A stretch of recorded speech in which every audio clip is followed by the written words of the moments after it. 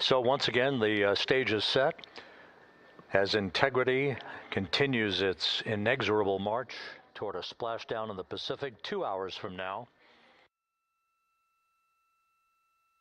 16,000 nautical miles away from the Earth. We are just 1 hour and 26 minutes away from crew module, service module separation, followed by a raise burn to tilt the aft end of the vehicle up ever so slightly and improve its angle of attack into the Earth's atmosphere as a mitigating action to reduce heat loads on the heat shield of the vehicle. This is all pre-planned, pre-flight.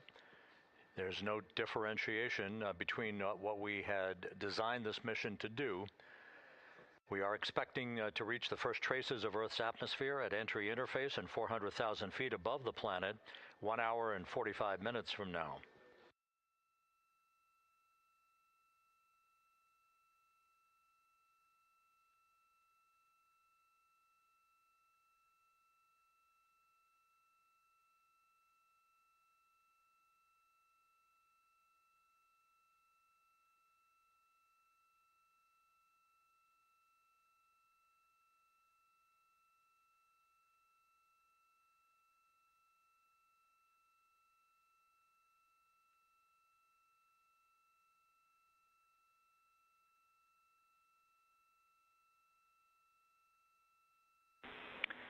Integrity, Houston.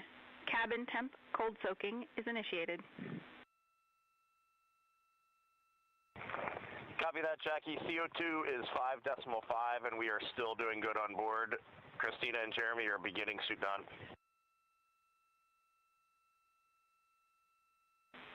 Houston copies all.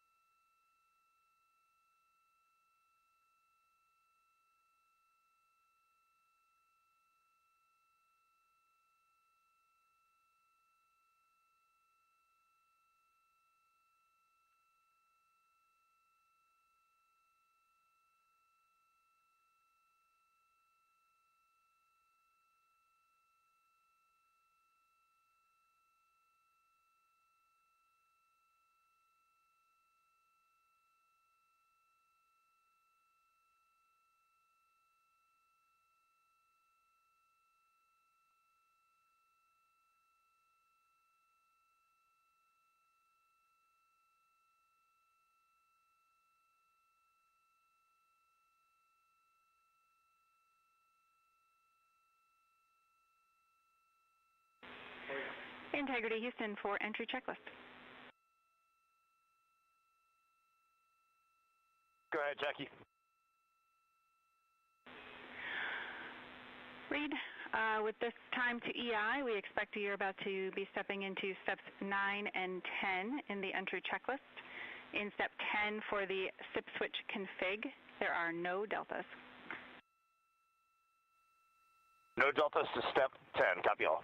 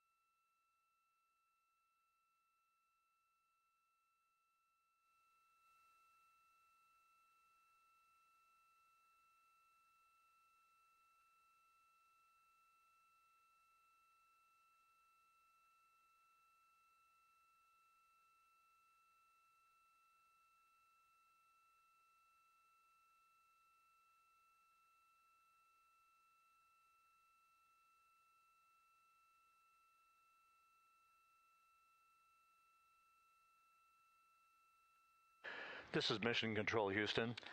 Once again, a great view of the planet Earth from Integrity from one of the solar array wing cameras.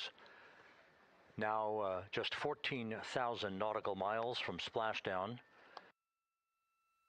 Splashdown schedule for 7:07 and 8 seconds p.m. Central Time, 5:07 and 8 seconds p.m. Pacific Time. At a point to the southwest of San Diego in the Pacific Ocean, where the USS John Murtha is on station and where recovery team assets are being deployed to the predicted splashdown site to complete the mission of Integrity's astronauts and their lunar flyby. With the Earth growing larger in the field of view, the next major milestone, just 1 hour and 13 minutes from now, will be the separation of the crew module from the European service module.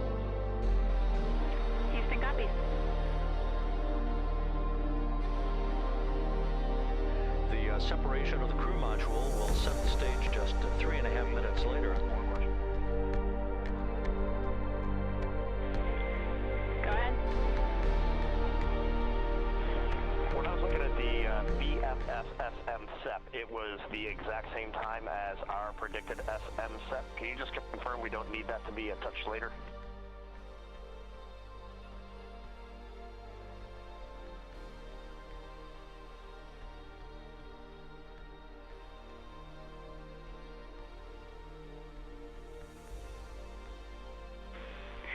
And read, matching is expected. That's when the sequence will begin for that whole SEP config.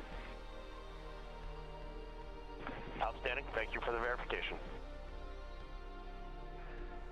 Here in Mission Control in the Artemis Flight Control Room, Capcom Jackie Mahaffey confirming some of the timeline activities with Commander Reed Wiseman aboard the vehicle. The crew has suited up in its launch and entry suits, ready to begin the critical phase of this mission, their homecoming to a high-speed entry and a parachute-assisted splashdown in the Pacific. Once again, the next major milestone, 1 hour, 11 minutes from now, the separation of the crew module from the European service module as Artemis's astronauts head home to complete this historic flight.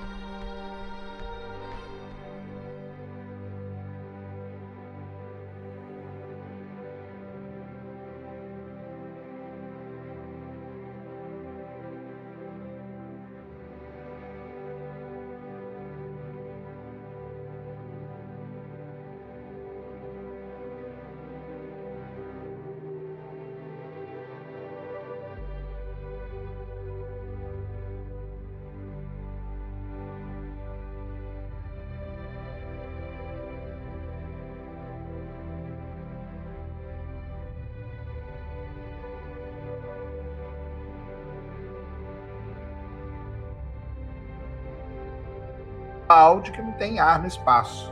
Você não estaria balançando pra caramba. Não qualquer vento, né? Não só vento, qualquer tipo de fluido geraria uma turbulência que faria qualquer parte da nave balançar. Isso aí. Pior que tá balançando? Ah, não. Olha aí, ó. Corta para lá, Alexander. Imagens ao vivo, direto dentro da cápsula. Com os astronautas já com o seu traje, né? Olha aí, ó. Traje laranjito deles. Aonde? The Orange. Ué, o NASA Space Flight tá mostrando aqui que a gente...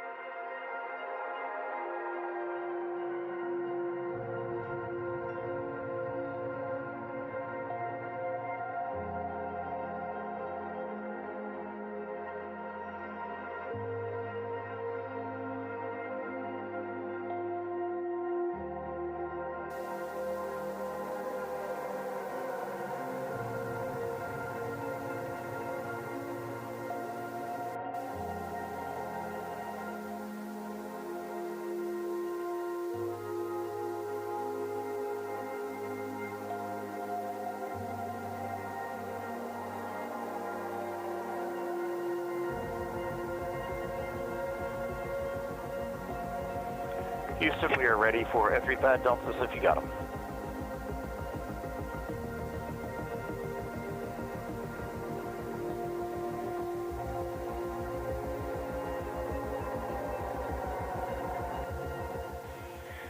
Reed, we are taking a quick scan of those deltas, and we'll have them up to you in just a minute. Copy that.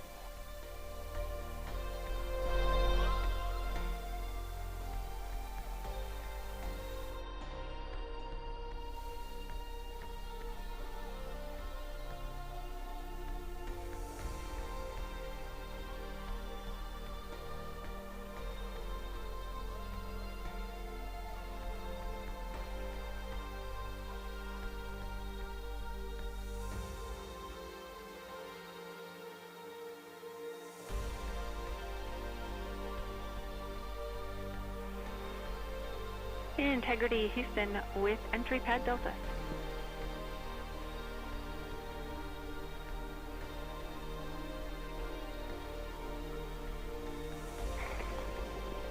Reed and Ike are ready. Go ahead. All right, these are deltas compared to the version you copied onto your knee boards on flight day 8. For burn guidance, delta V tote will be 9.1. TGO, 20 seconds. Body delta V in the Z direction, 9.1. How copy?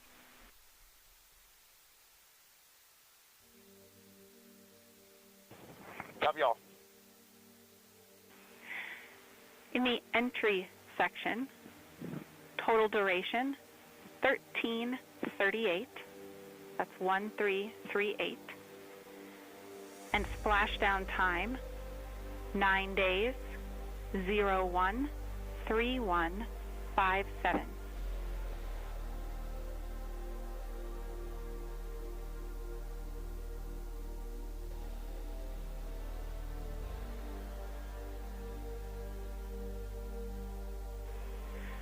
For descent and landing section, your backup heading direction will be 095.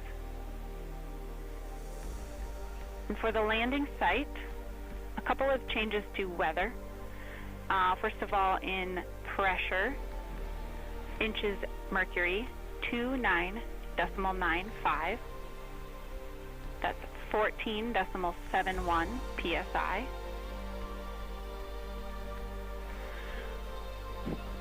Sky conditions, clouds, few to scattered, 010.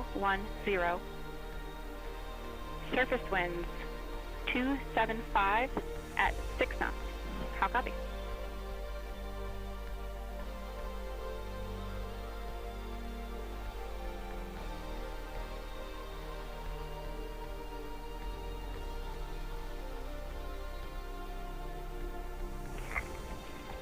Jackie, we don't remember if the number is 06 or 08 for you, but we copy all on the entry pad.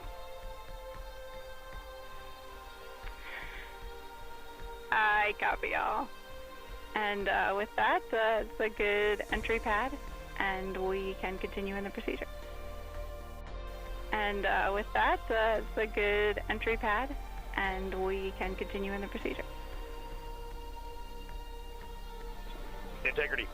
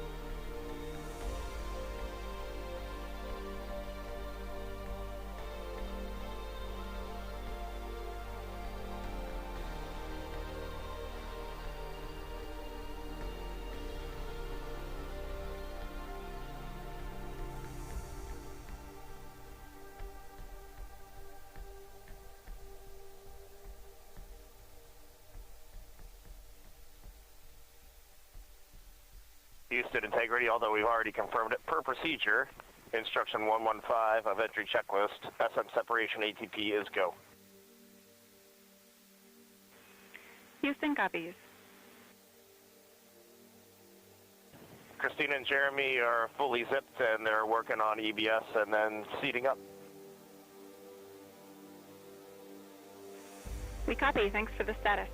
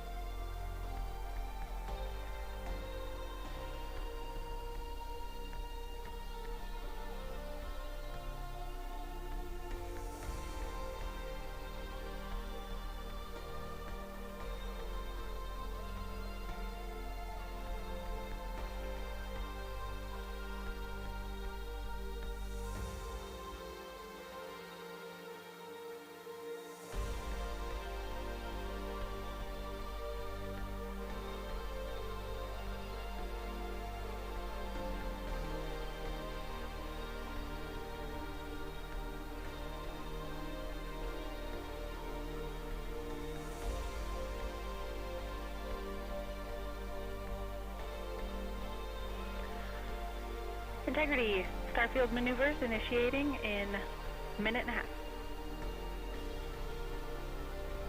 Integrity.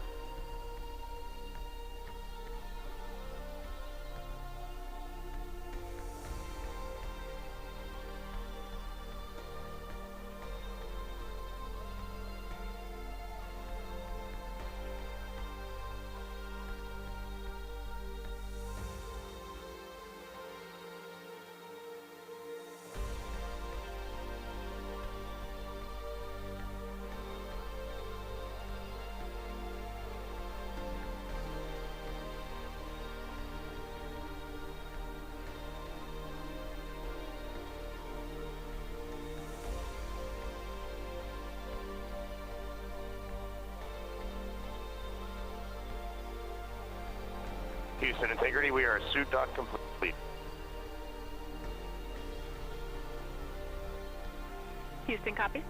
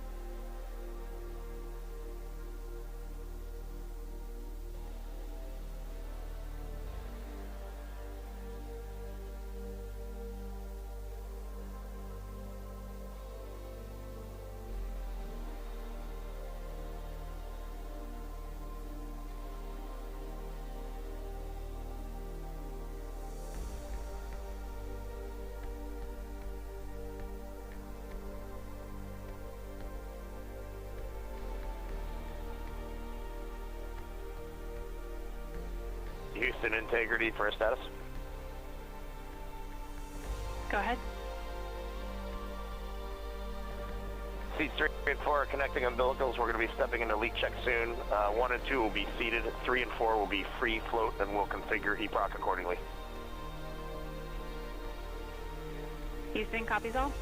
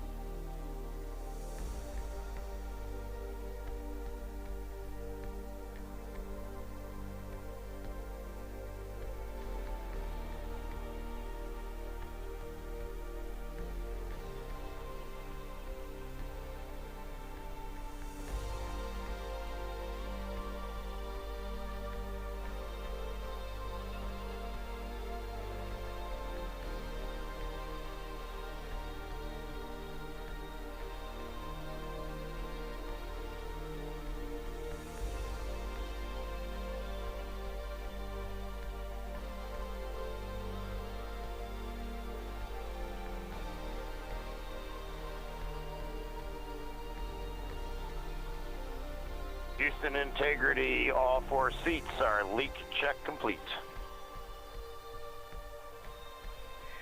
Houston copies. Congratulations. And while you were busy, BFS outputs were enabled. We saw them go, enabled on board.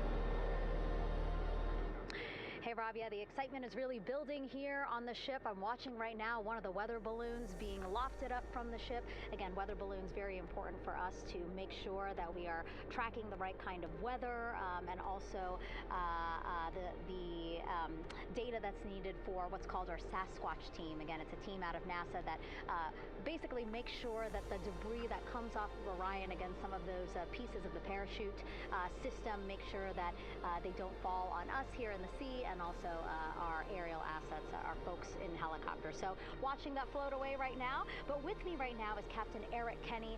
He's the commanding officer of the John P. Murtha naval ship. Thank you so much for being here. There are so many moving parts that you have to keep an eye on. That's absolutely right, yeah. But first of all, on behalf of the crew of USS John P. Murtha, Megan, thanks for having me on today. Happy to tell you what we're doing and excited to get the interview started. Yeah, absolutely. Why don't we actually take a look at the flight deck here? We'll start there. Basically, we also, while watching this weather balloon float away, we noticed all 4 helicopters leave the flight deck. We now have an empty flight deck. We had 2 imagery helos as well as the 2 crew helicopters that will go recover the crew. This is just one of the many things that, again, our ship of 550 people, it's something that you oversee as commanding officer. Yeah, absolutely. Every commanding officer, I would say really every naval service member, our priority is always safety. And as the commanding officer, I take that as one of my primary roles here on board. Mission accomplishment is important, safety always. So my day really has, I would say my message to the crew has sort of changed over the past 24 hours. As we're leading up to today, we've been building up the excitement and motivating the team for the training that we've executed. But really over the past 24 hours, now I'm trying to get us to slow down a little bit. Trust our training, right? Don't believe all the hype. Don't believe everything that's going on. Just let's trust what we've done to get to this point, and if we do that, we'll be successful today. Mm-hmm. And also part of the big success is obviously the coordination between NASA and the U.S. military. How does it feel being able to support the human space program we have? Yeah, I mean, since 1959 with Mercury, Gemini, Apollo, the history between NASA and the Navy has been in lockstep. But like any other skill, if you don't practice it regularly, that skill atrophies. So we've had a few decades off from that. But, over the past 4 or 5 years, really with this ship over the past year, we've constantly trained and working for this moment right here. Building up the hype, but to get to this point today, to be able to trust all the training we've done. We've worked with, working with NASA, the Air Force, the medical team, dive team. You want to talk about high-performance organizations coming together, working in unison? We are seeing that here on board the USS John P. Murtha, and I can't be more proud of all the work everyone's doing. Yeah, you had some great words this morning saying just that, again, that it's really nice to see everybody working together and so excited. I mean, you just became the commanding officer of this ship back in February. How does it personally feel for you to be a part of this historic moment today? Yeah, I mean, first and foremost, I'd say any opportunity to command any warship in the United States Navy is a tremendous honor, is a pinnacle of any naval officer's career. That being said, as my change of command was approaching, and I realized that Artemis was going to be in the window here, to say that I'm humbled and honored to be here is an understatement. What really just excites me is the opportunity to see this crew, who has been training so hard over the past year plus, come together. It is what inspires me. Listening to NASA and the ownership and pride they take, they make my crew better. I think we're making NASA better together. That synergy is something that I'm happy to see and hopefully take forward with me in my career. Yeah, it's all about partnerships. We couldn't do it without you, and we couldn't have gotten to the moon without our international partners as well. So thank you so much, Captain. It was really great to have you here today. Thanks, Megan. Awesome. All right, Rob, back to you. Thank you, Megan. Back here in Mission Control in Houston. We just had a quick view of the crew. We'll get that view back, and there they are again. Here in Mission Control, the entry team of flight controllers led by Rick Henfling and Jackie Mahaffey serving as the spacecraft communicator. We have just handed over communications links from the Deep Space Network that we communicated with the crew through from the time of the translunar injection burn back on April 2nd. We've just handed back to the tracking and data relay satellite system as we prepare for the crew module service module separation that will take place just 17 minutes from now. With the Earth looming in front of Integrity as it barrels back for a splashdown of the Pacific just 50 minutes from now, we're just 5,700 nautical miles from splashdown. Just one other quick note about the comparison from the Artemis 1 entry profile to the Artemis 2 entry profile, and how that is serving as a extra layer of protection for Integrity's heat shield. The Artemis 1 entry had an entry range of some 3,178 nautical miles, a very long downtrack, and a very longer period of exposure to heat loads than we're experiencing tonight. It also had that skip entry profile that we discussed earlier, dipping into the Earth's atmosphere, then back out, then back in. It was about 20 minutes of exposure. Integrity, Houston, comm check on TDRS. Jackie, we have it loud and clear on TDRS. We have you the same. And there's one of the weather balloons being deployed from the USS John P. Murtha.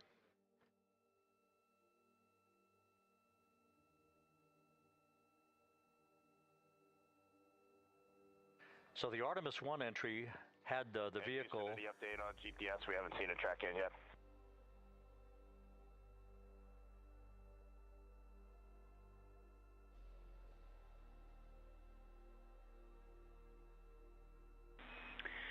Reed, we are watching. We are starting to get into the window where they may start acquiring, so should be within the next 10 minutes. Okay, sounds good. We're holding at step 17 and getting ready for CMRCS hot fire.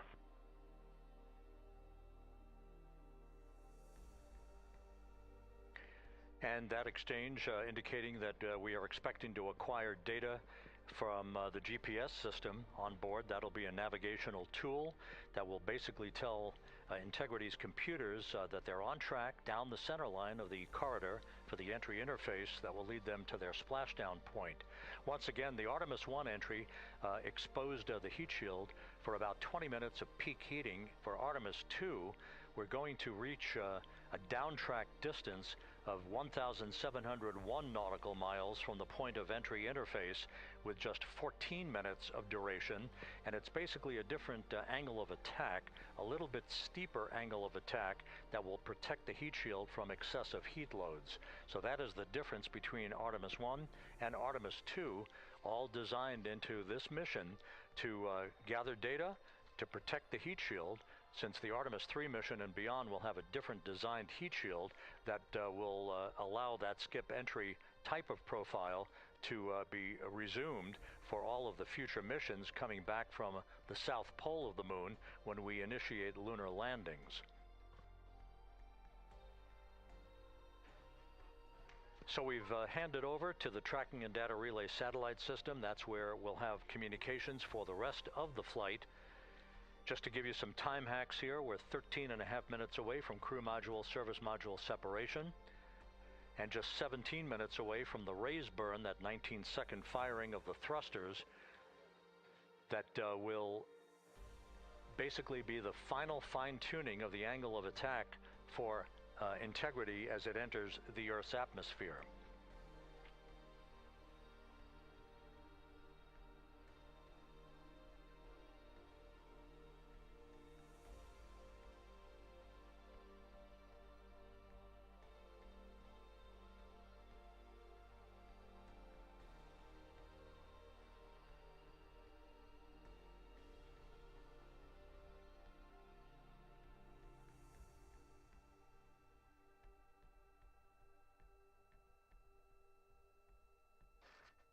And once again, a dueling box view of some of the assets that are involved in recovery operations today. The Integrity, cabin configured, all crew suited and seated. Houston, copies. That confirmation from Reed Wiseman aboard Integrity, as you see the assets being deployed to the splashdown zone. At the time of splashdown, we expect the John P. Murtha to be about 5 miles away from Integrity, keeping a safe distance until we are sure that the vehicle is in the water and upright, and that it is in a good configuration system-wide for the recovery teams to begin to approach the vehicle to erect that inflatable raft. 2 minutes to CM RCS warm-up hot fire. We're ready. That call from spacecraft communicator Jackie Mahaffey indicating that we're 2 minutes away from a quick burst of the reaction control system. Thrusters, that will be a hot fire test prior to the separation of the crew module from the service module. The European service module has performed flawlessly throughout this flight. Everything, all the burns that had been prescribed for that service module have been executed on time and without a problem. There is the European flight control room that has overseen the manufacturing, the design of the European service module. They deserve quite a bit of credit on this mission for not only propelling the Integrity and its astronauts toward the moon, but also conducting the fine-tuning of its trajectory to bring it to this point where we are dead spot on down the middle of the corridor trajectory-wise to bring Integrity down for its splashdown in the Pacific just 44 minutes from now.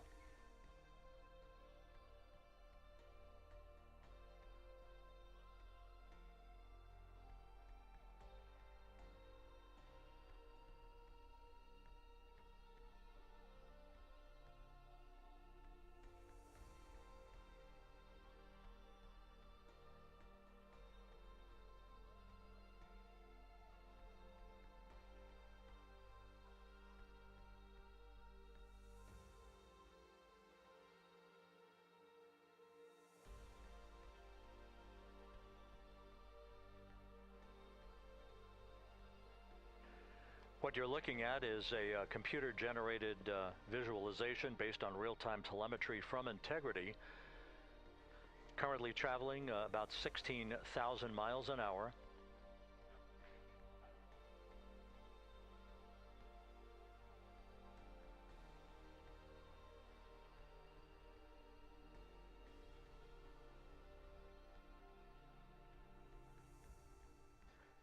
Integrity traveling about 16,000 miles an hour. For the prop cautions, we're taking a look.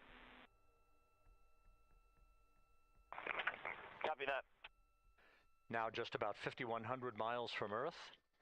Splashdown scheduled 43 minutes from now. We're just 9.5 minutes away from the crew module service module separation.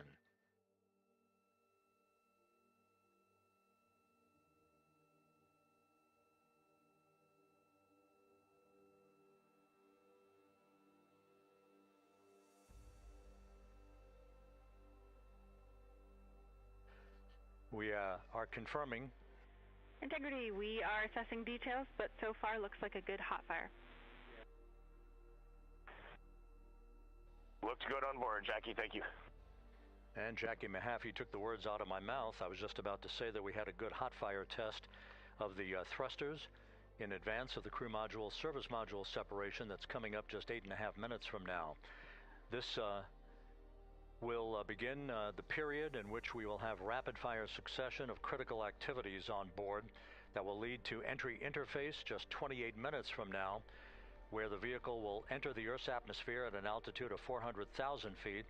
The time of entry interface, 6:53 and 30 seconds p.m. Central Time.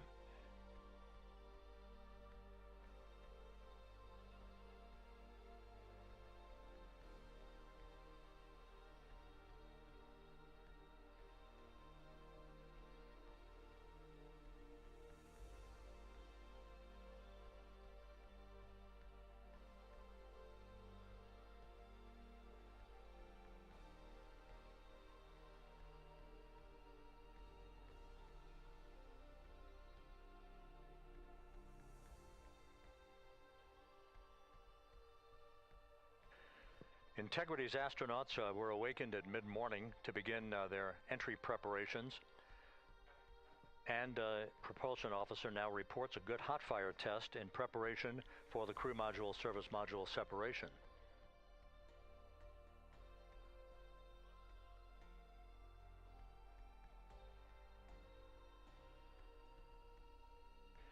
We're now inside 41 minutes until splashdown.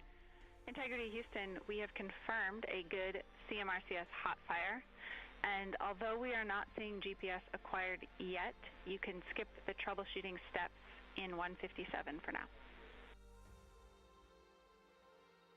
Integrity copies.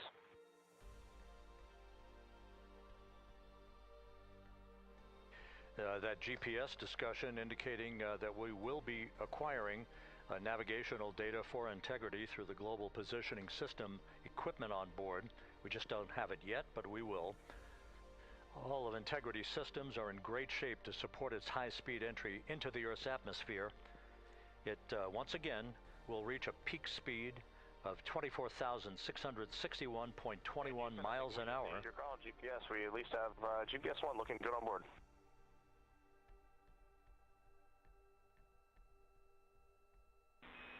We are confirming.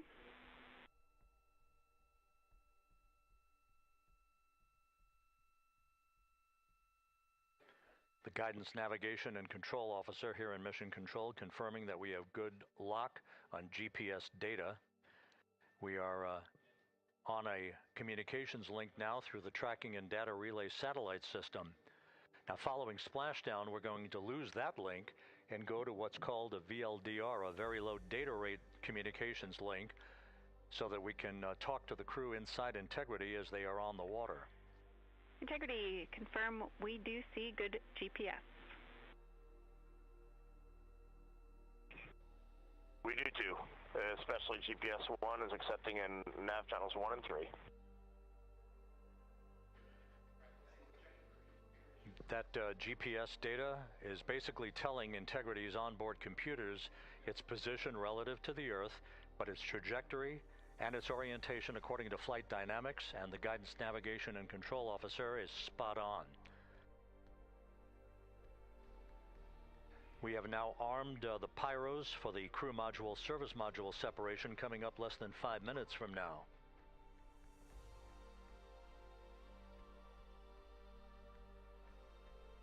Once again, just 10 seconds after entry interface, we will see Integrity reaching its peak speed of 24,661.21 miles per hour.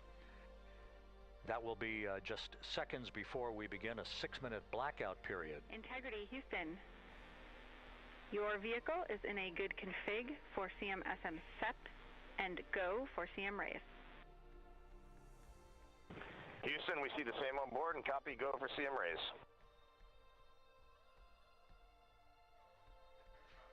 That CM raise referred to as the slight firing of 19 seconds by Integrity's thrusters with a change in velocity of 9.9 feet per second, a slight nudge of the aft end of the vehicle so that it's tilted a bit upward, providing the final angle of attack as the vehicle enters the Earth's atmosphere, this being the mitigating factor that will reduce heat loads on the heat shield as we reach a point downrange from the start of entry interface, some 1,701 nautical miles to the splashdown site.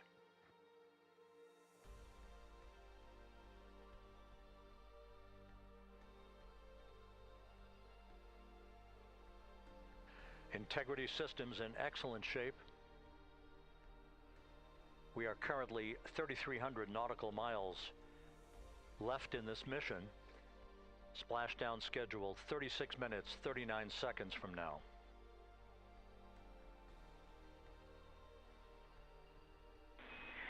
Integrity Houston, for the 2 enabled prop cautions, what happened is while the thrusters were firing, multiple pressure sensors on each of the strings diverged a bit from each other.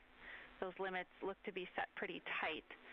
We think it could happen again when the thrusters fire in the future, so we are going to suppress those messages. We concur with suppress, not inhibit. Thank you. That exchange between Jackie Mahaffey, our Capcom for tonight, and Reed Wiseman aboard Integrity, indicating basically to ignore sensor data. All of Integrity systems are in good shape.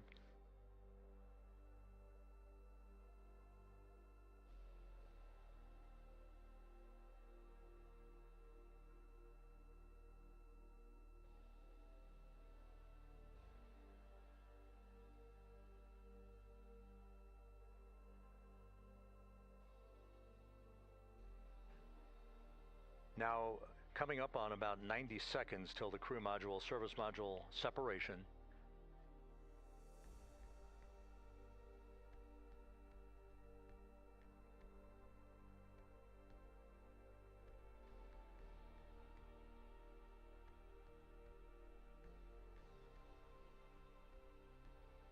All quiet here in Mission Control as we enter the most critical phase of the completion of this flight.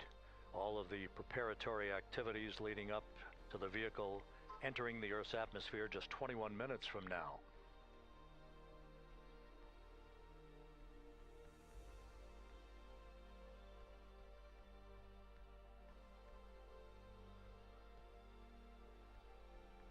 Coming up on 1 minute. Mark 1 minute till crew module, service module separation.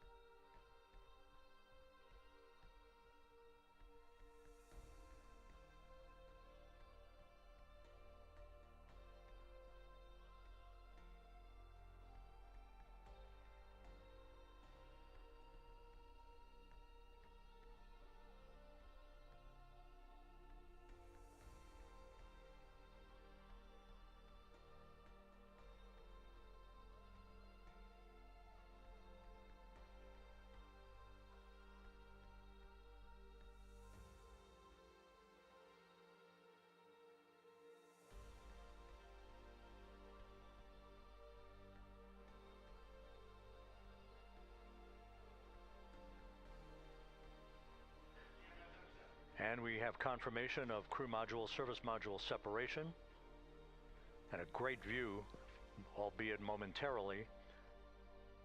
Houston, good step on board. Houston copies and concurs. The European service module now separated from Integrity, a job well done. Integrity, no action for the 4 CDH cautions. Those are SM related, not applicable. Integrity.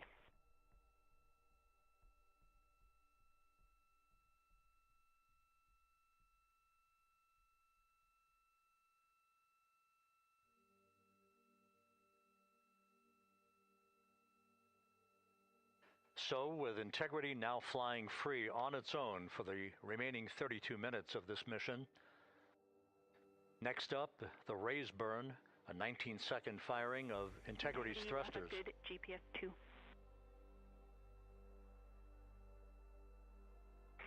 Integrity copies, good GPS 2. Coming up on the 2-minute mark until the raise burn. Again, this is the final tweaking of the orientation of Integrity to put it in the right angle, if you will, the angle of attack that it will fly in during its entrance into the Earth's atmosphere. Entry interface now just 18 minutes, 25 seconds away. This is a visualization, but driven by real-time telemetry.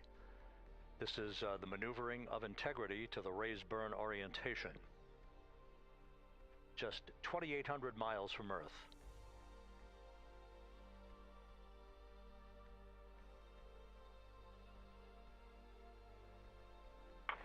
Houston, we got a great view of the European service module out the window with the sun hitting the side and the solar rays and the NASA worm right there. It's a beautiful looking machine. Roger.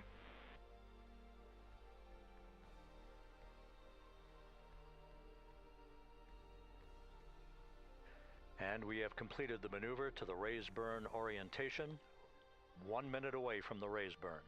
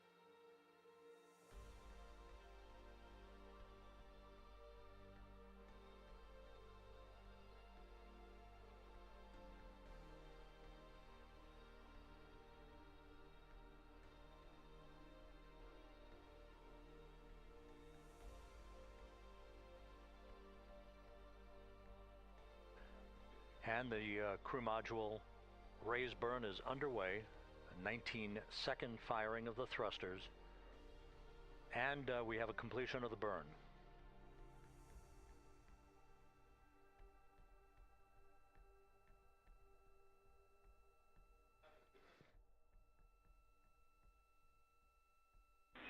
Integrity, good. CM raise burn. Your flight path angle is within limits.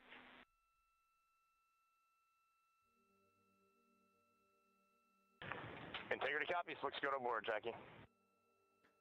So the final maneuver is now complete. Our trajectory for a splashdown in the Pacific 29 minutes from now is set and will not be amended any further. And we have the right angle of attack to mitigate any excessive heat loads on the vehicle during entry interface. Integrity Houston, a heads up about comm coverage. When you perform the 180 roll, for the first minute or so in that attitude, we expect about a minute LOS. We copy.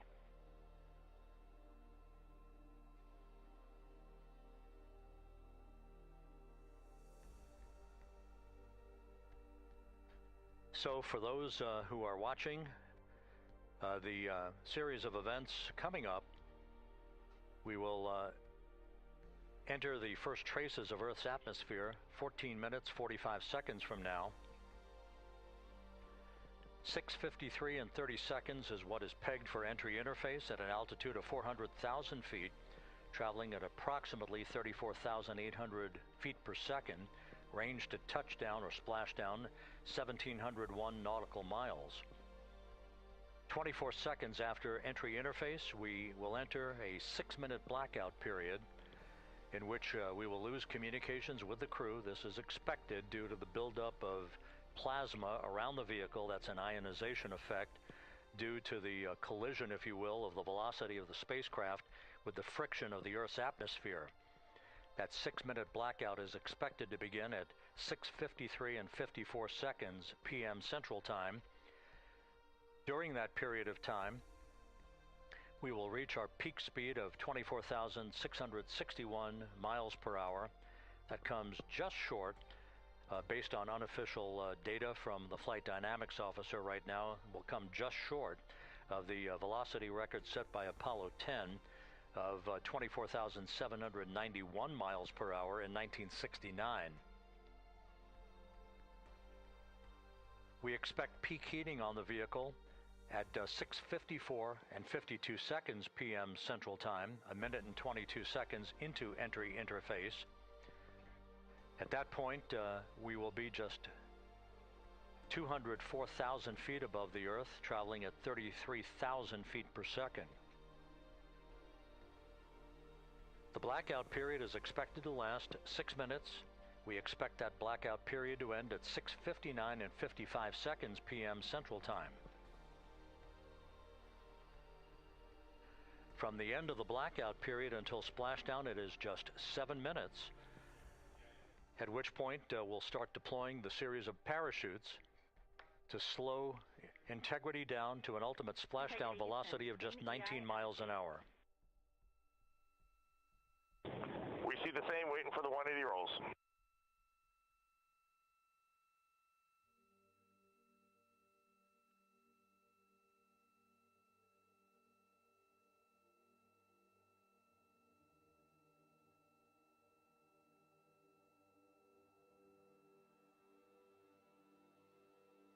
The parachute deployment sequence, once again, will come in several segments, but in rapid fire succession. And we have a great view of the moon out window 2. Looks a little smaller than yesterday. Guess we'll have to go back.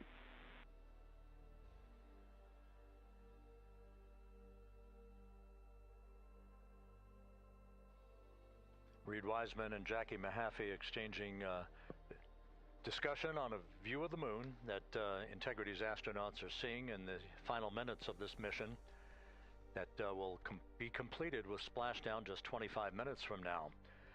3 forward bay cover parachutes will be used to pull the forward bay cover off the top of the vehicle Then 2 drogue parachutes will be deployed to slow and stabilize the crew module during its descent, followed by 3 pilot parachutes that will lift and deploy the main parachutes from the forward bay.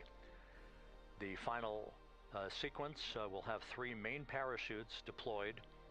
These will be 116 feet in diameter, each main parachute approximately 265 feet long when reefed. The parachutes will ultimately slow Integrity down from its peak speed of almost 33 times the speed of sound to a gentle 19 miles an hour as splashdown.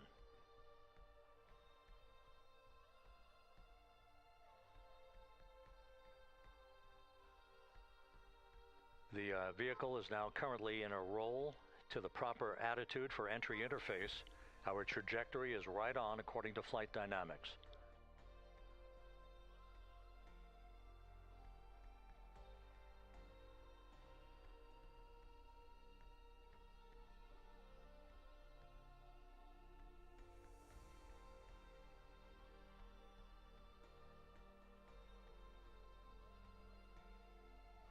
Integrity is on a trajectory from southwest and northeast across the Pacific Ocean, descending at a rate of 15,000 feet per second.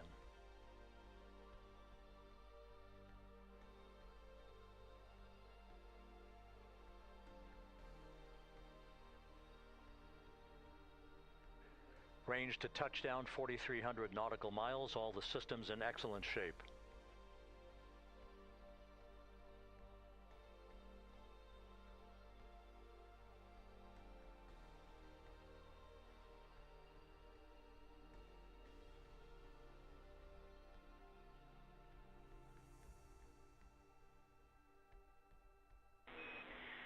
Integrity, Orion in the EI roll 180 attitude. Looks good on board, Jackie.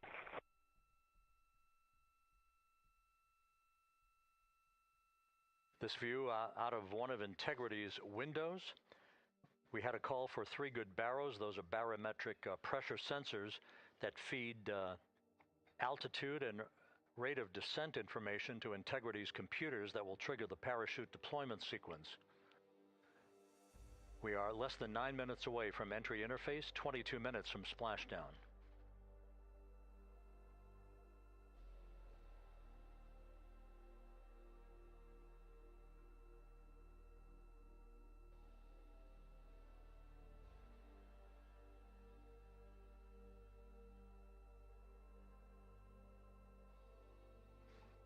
You can see the reflection of one of the crew members in the window.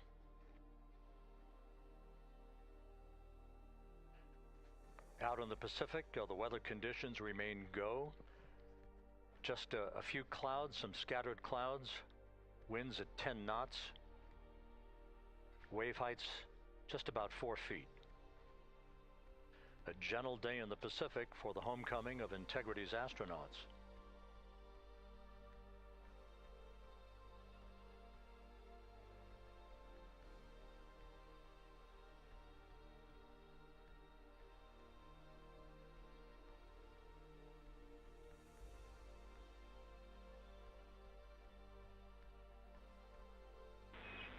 Integrity back in EI attitude.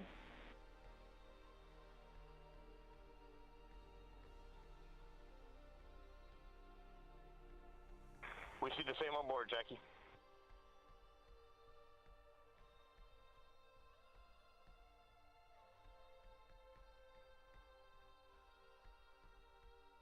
Houston, purge is complete. Crew and vehicle are configured for entry. Houston copies. And we're in step 37, transferring nav state to BFS.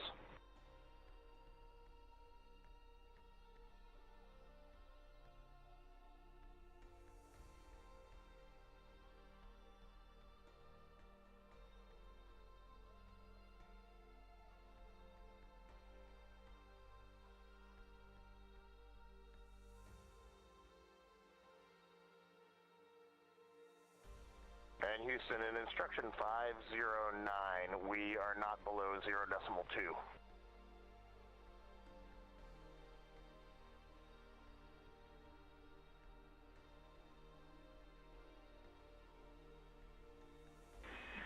Integrity, no action required. Integrity.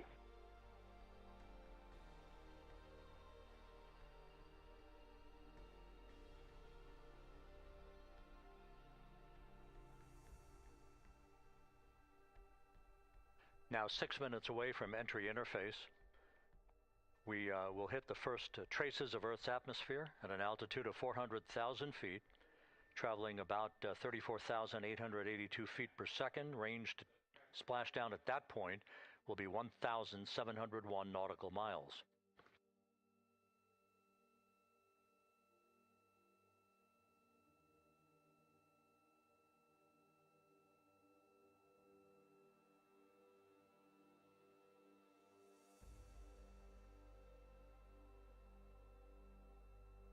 And once again, just a reminder, some 24 seconds after entry interface, we do expect to lose communications with the vehicle and the crew during a 6-minute blackout period when a plasma shield will build up around the spacecraft due to the ionization, due to heating effects.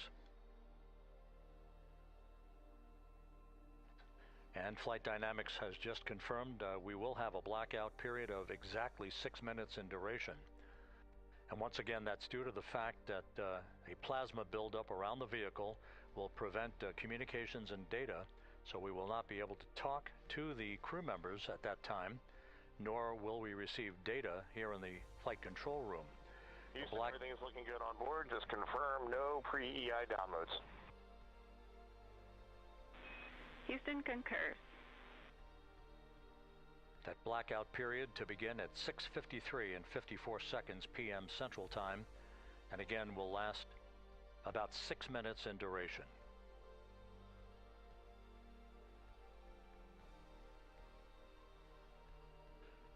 We're 4 minutes away from entry interface.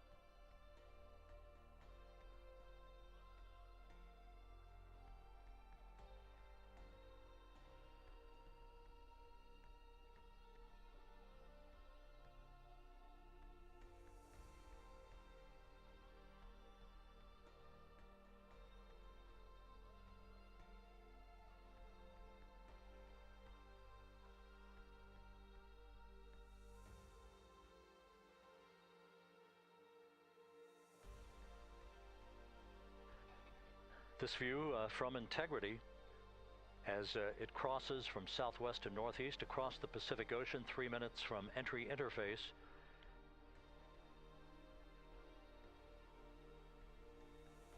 "16 and a half minutes till splashdown."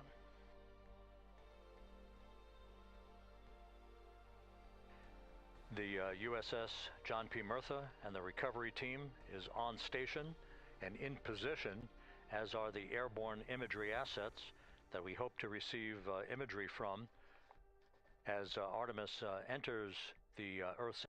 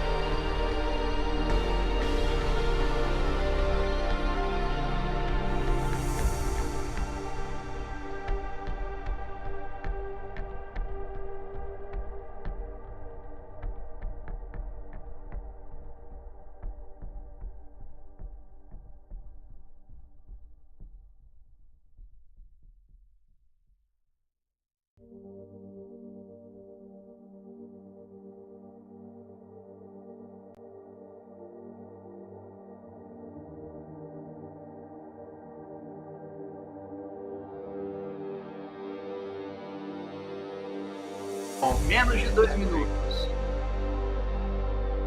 Coisa perfeita. Não falhou nada. Falhou não. São Falhou. 3.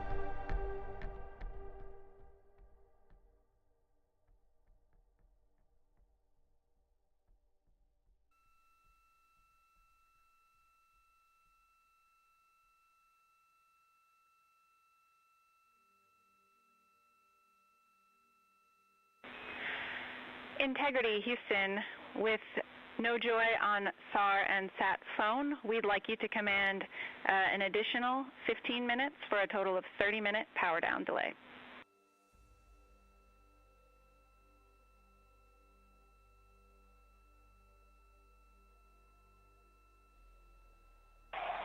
All right, Jackie, we have selected T/D+30.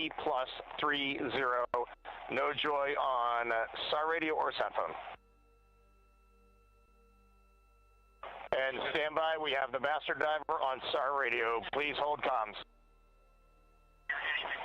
Hey, Lily. Excuse me. Hey, Jackie, we just got the master diver on SAR.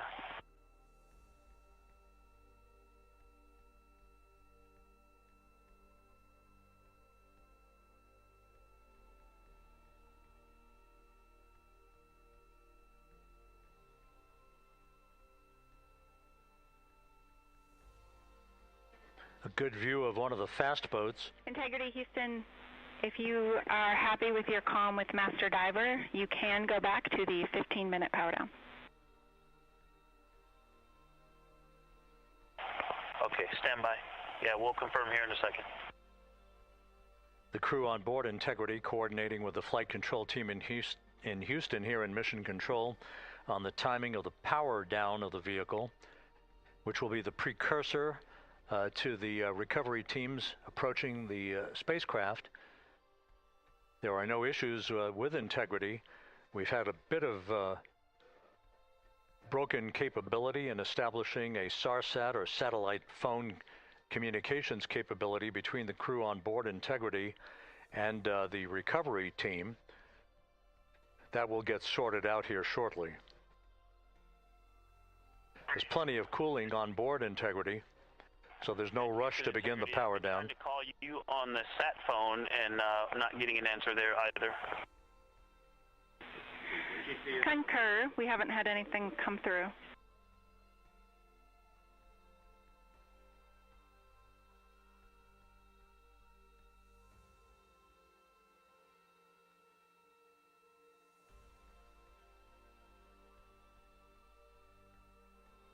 And Houston, if you could relay to recovery that we hear them, but it does not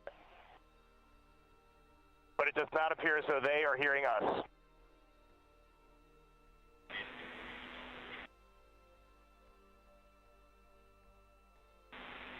Houston copies, and Reed, just to confirm, you are pushing the PTT on the radio.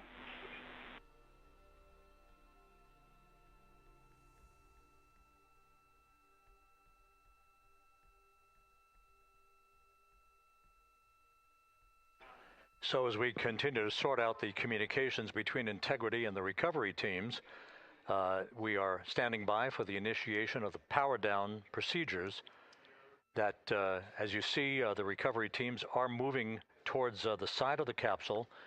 The next major event will be the erection of that large inflatable raft called the front porch. That will be the port of call for the crew as they're being extracted one by one from the vehicle.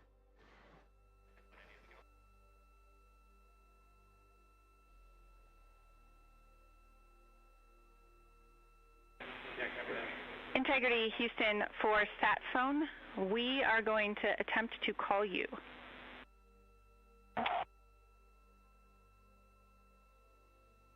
Good idea, standing by.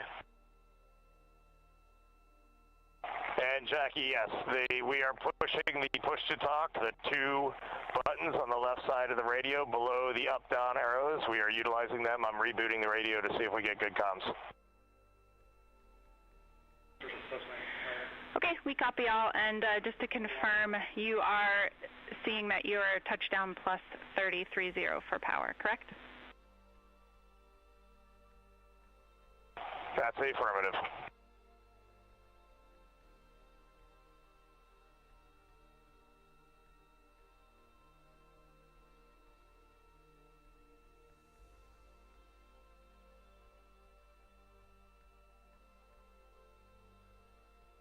We are trying a backdoor approach to have Mission Control here call the crew on their satellite phone This all part of the coordination for the power down of the vehicle that will initiate the actual recovery operation. The first boats with the Navy divers on board are standing by, waiting to close in on Integrity to begin the process of erecting the large inflatable raft that's called the front porch that will be where the astronauts are extracted from so that they can have a few minutes to get their land legs back before they're hoisted aboard the Navy helicopters for the flight back to the deck of the USS John P. Murtha.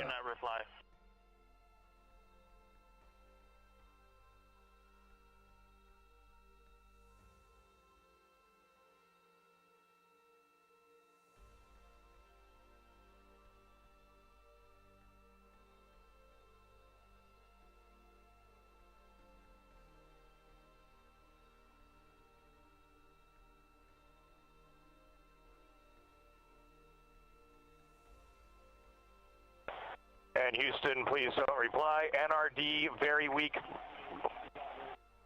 but readable. Master Diver, we can hear, but they cannot hear us.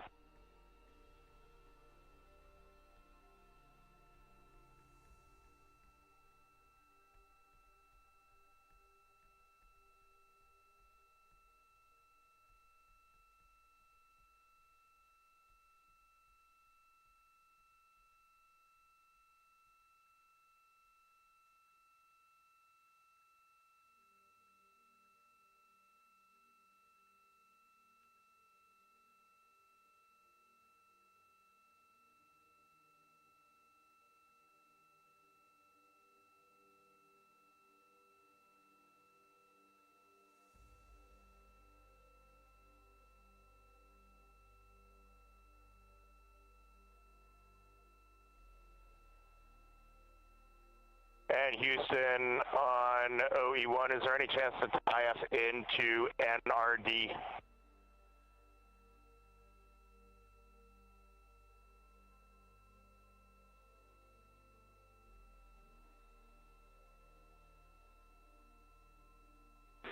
Checking.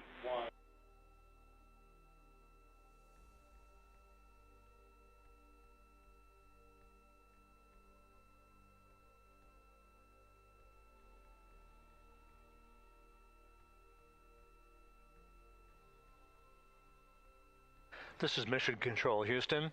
While we stand by for the establishment of communications between Integrity and the recovery team that is basically standing by very close to the spacecraft, we're going to go to the deck of the USS John P. Murtha, where Megan Cruz is standing by with Administrator Jared Isaacman.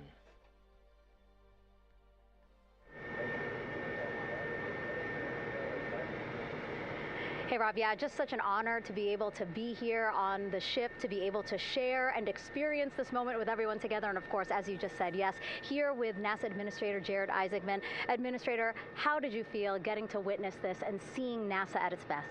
Oh, I mean, I'm honestly, I'm still at a loss for words. I mean, you know, like the childhood Jared right now can't believe what I just saw. I mean, almost been waiting my whole lifetime to see this, and then it's NASA Administrator. I just couldn't be more proud of the entire workforce, the years, the effort, the late nights, all the hard work from across the country that contributed to this incredible moment right now.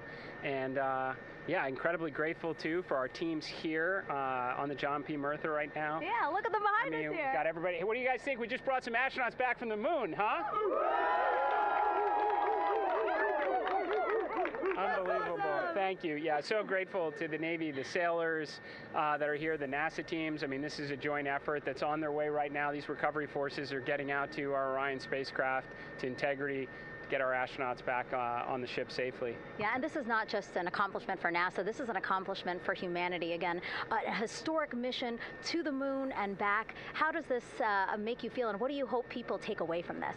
Well, I'll tell you, I think about the crew members that we've all had an opportunity to observe over the last 10 days, right? I mean, they're absolutely professional astronauts. I mean, wonderful communicators, almost poets. But then I think these were the ambassadors from humanity to the stars that we sent out there right now. And I can't imagine a better crew than the Artemis II crew that just completed a perfect mission right now. So yes, it's a huge moment for everybody, right? I mean, we are back in the business of sending astronauts to the moon, bringing them back safely, and to set up for a series more. I mean, this is not a once in a lifetime, which you hear sometimes around here. It's like, this was a once in a lifetime. No, it's not. This is just the beginning. We are going to get back into doing this with frequency, sending missions to the moon until we land on it in 2028 and start building our base. Yeah, are we going to build on the momentum for Artemis 3? I mean, it's just around the corner. Absolutely. So, I mean, that's, you know, part of me too. Like, I can't wait to get the crew off of Integrity right now, but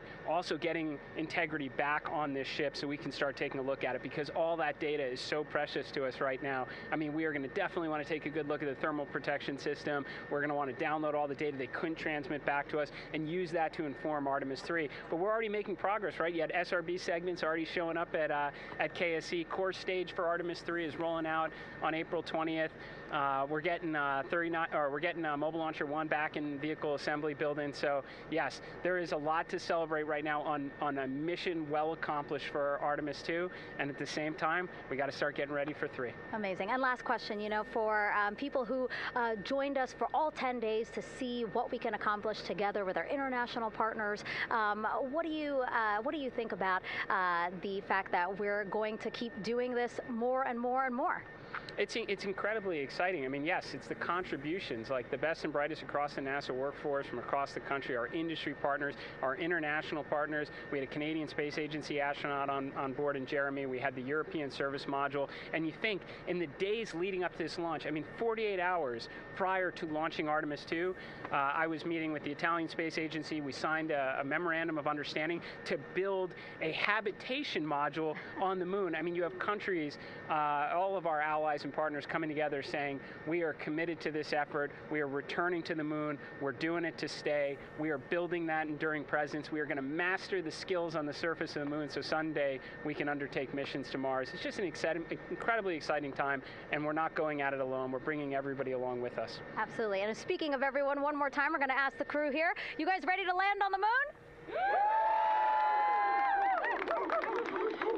Awesome. I love that. Okay, well, thank you so much, Administrator. Appreciate you being here. We're, of course, going to stay on to watch the crew get extracted from Orion, so stay tuned, and we'll see you back here shortly.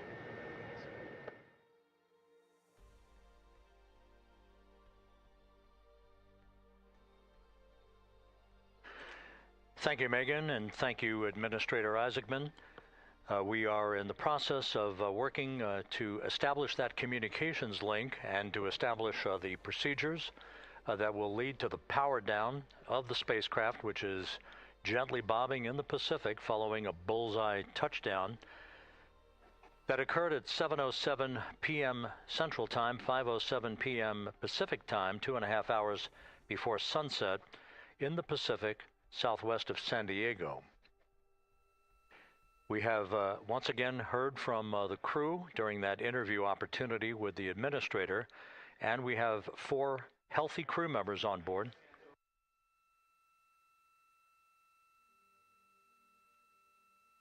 We now have confirmation that the vehicle has been powered down as per the procedures, so we have vehicle powered down.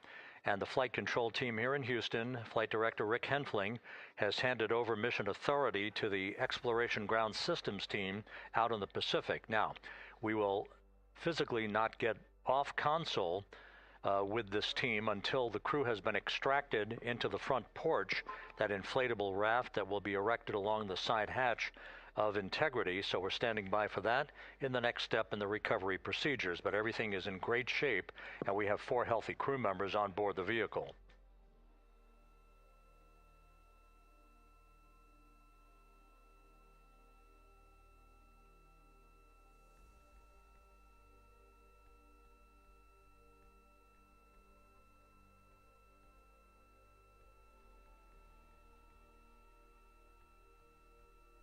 All of the entry events went by the book, no issues, perfect trajectory for Integrity that was culminated with one final raise burn to improve the angle of attack for the vehicle as it entered the Earth's atmosphere. All of that flight dynamics computation worked like a charm.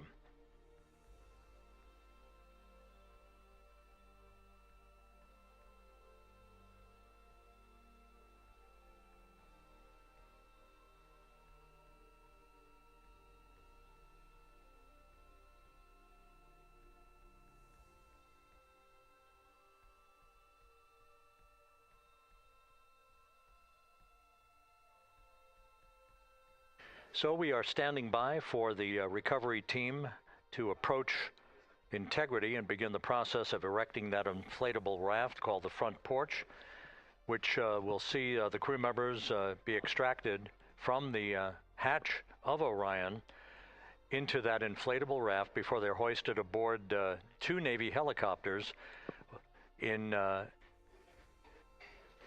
variety of different configurations. Each crew member will be hoisted in sequential fashion, in alternating fashion, two crew members for each helicopter before they turn around to head back to the John P. Murtha. Once on the deck of the ship, they'll be brought into medical bay for comprehensive medical exams. But Reed Wiseman has reported several times that the crew is in excellent shape.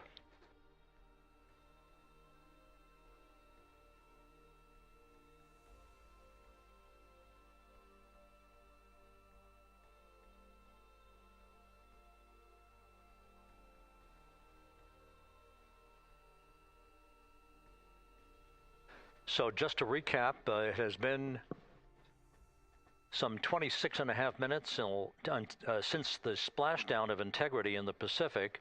The vehicle is in excellent shape. It performed like a champ all the way down through the Earth's atmosphere.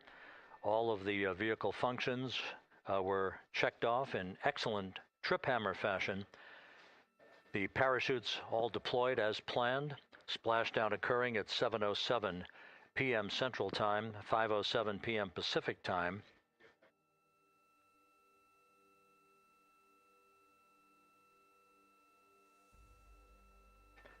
And after a bit of a tussle to try to establish a communications link with the recovery team, we were finally able to run through the procedures for the powering down of the vehicle.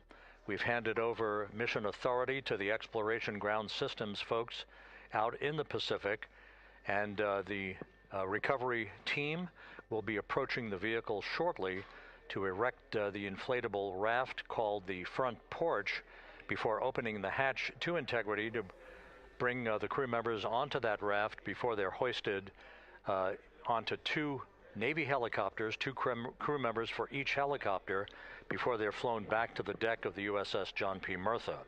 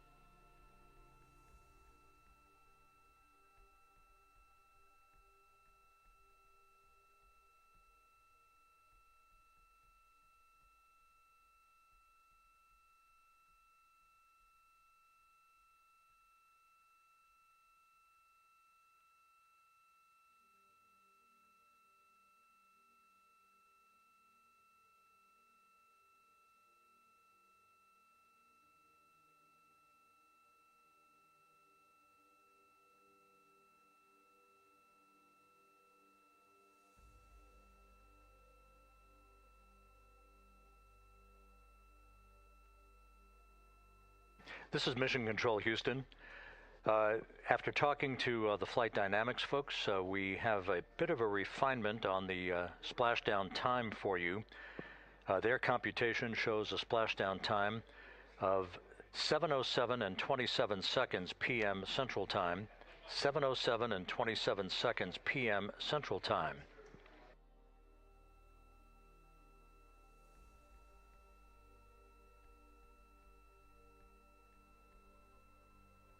That would equate to a mission elapsed time of 9 days, 1 hour, 32 minutes, and 15 seconds.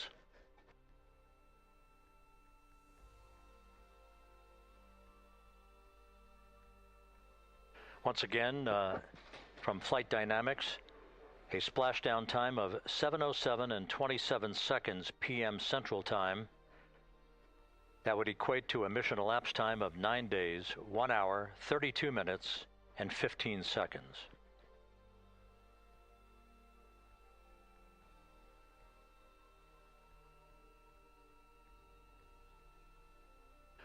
Reports from the Pacific indicate that the recovery team, in communications with the crew aboard Integrity, that the crew remains in excellent shape as they await the approach of the team for a final hazard gas evaluation before they move to the side of the vehicle to erect the inflatable life raft called the front porch.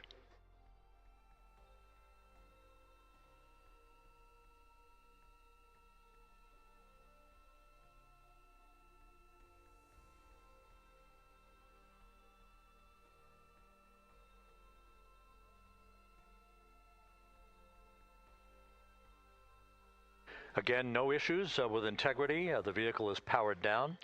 All of its systems are now safed. We have handed over mission authority to the Exploration Ground Systems folks in the Pacific, but we will not stand down and have the entry flight control team depart its positions until that inflatable raft, the front porch, is erected, the hatch open, and the crew having exited the vehicle. So that's the next step in the recovery process that will lead to the hoisting of the crew members.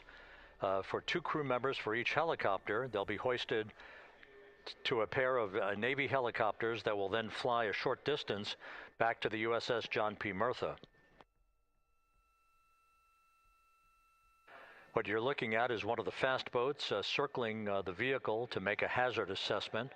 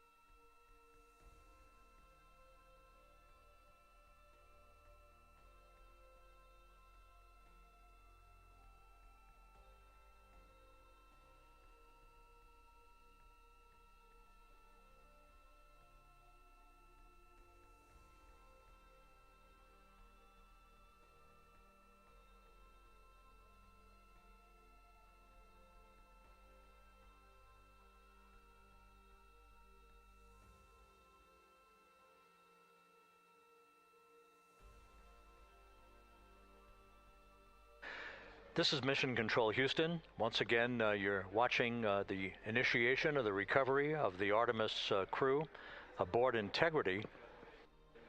All of the Navy divers and the fast boats are now approaching the spacecraft after conducting a hazard assessment. The vehicle has been powered down. Entry Flight Director Rick Henfling now waiting for the life raft, the front porch, to be erected along the side of the vehicle so that the hatch can be opened and the crew members extracted from Integrity, soon to be hoisted one by one into a pair of Navy helicopters for a short flight back to the deck of the USS John P. Murtha. If you missed it earlier, we talked to Flight Dynamics and received a more official touchdown time or splashdown time, as it were, of 7:07 and 27 seconds p.m. Central Time, 5:07 and 27 seconds p.m. Pacific Time. That would equate to a mission elapsed time of 9 days, 1 hour, 32 minutes, and 15 seconds.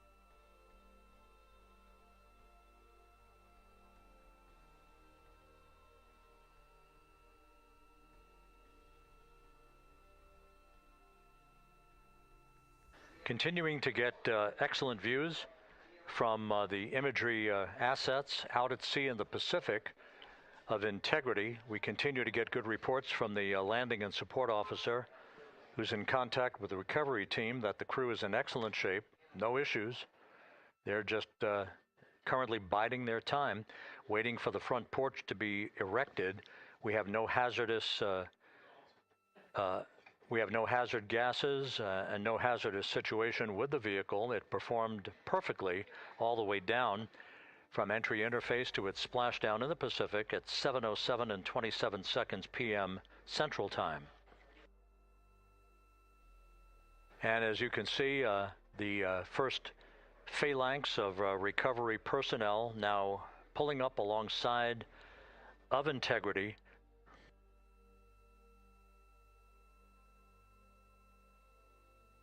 This includes Navy divers, a Navy flight surgeon, and other recovery personnel who have trained for several years for this recovery process.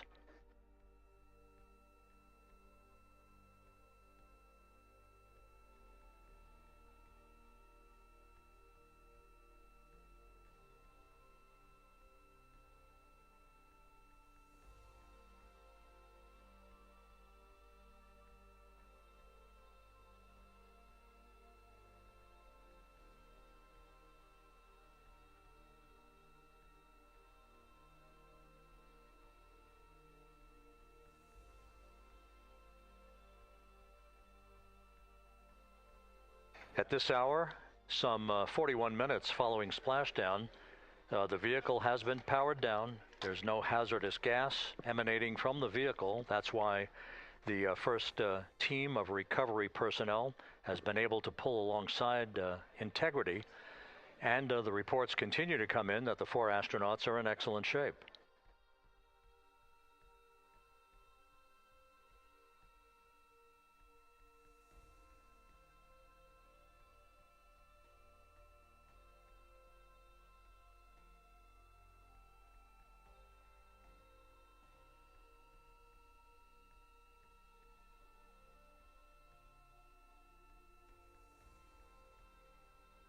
Yes.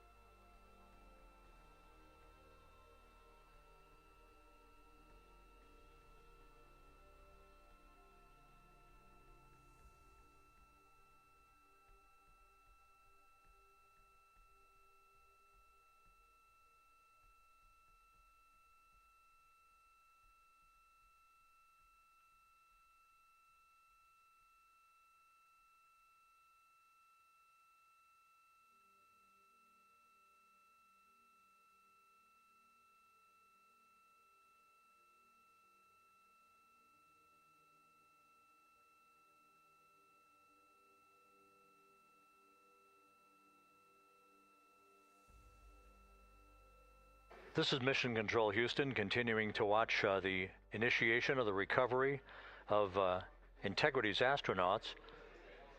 One by one, they'll be brought out of the spacecraft onto a large inflatable raft just a short time from now. In the meantime, we can go back to the USS John P. Murtha, where my colleague Megan Cruz is standing by to provide her situation report. Megan, can you hear us?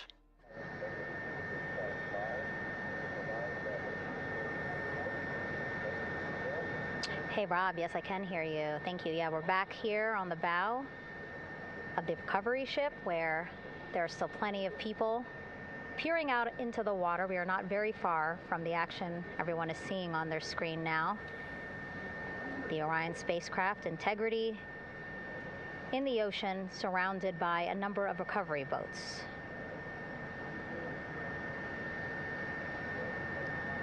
As Rob has been saying, in those recovery boats, NASA and Navy personnel specifically trained to get the astronauts out of Orion.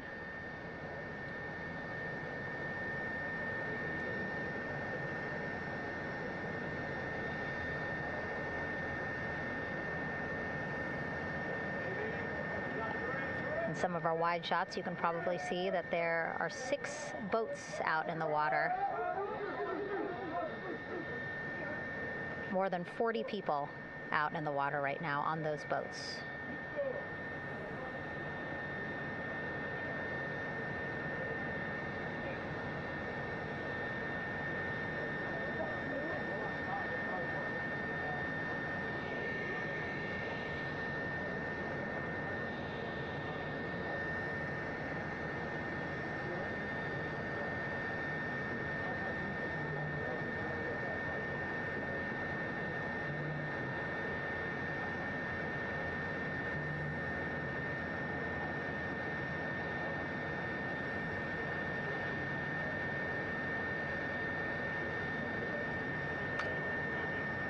First order of business is to set up the front porch and the stabilization collar. You might also hear it referred to as a stab collar. Basically just to make sure that Orion stays upright, doesn't sway in the water too much, again, to make it easier for recovery forces to get the astronauts out.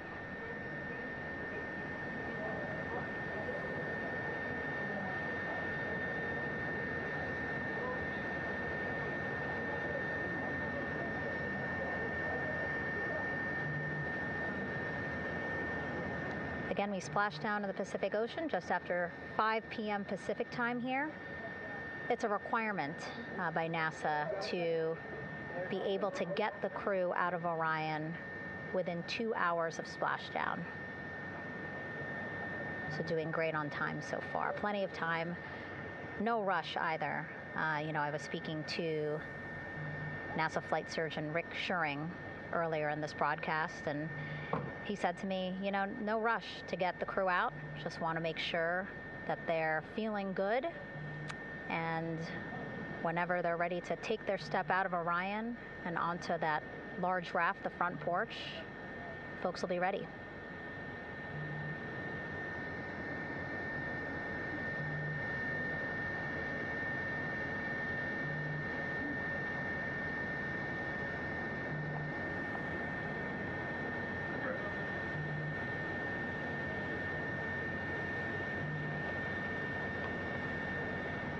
And as there are mission audio loops in mission control in Houston, there is a mission audio loop here on the ship, and it was just reported out that the side hatch is open. Side hatch of integrity is open. You're getting these beautiful shots from our aerial assets.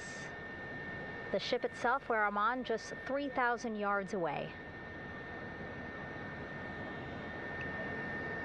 Again, plenty of people on the boat here, glued to the side closest to where they can see all this action. And again, with just 3,000 yards separating us, great views from the bow here. You can see now that side hatch is open. One of the Navy personnel is about to get inside there.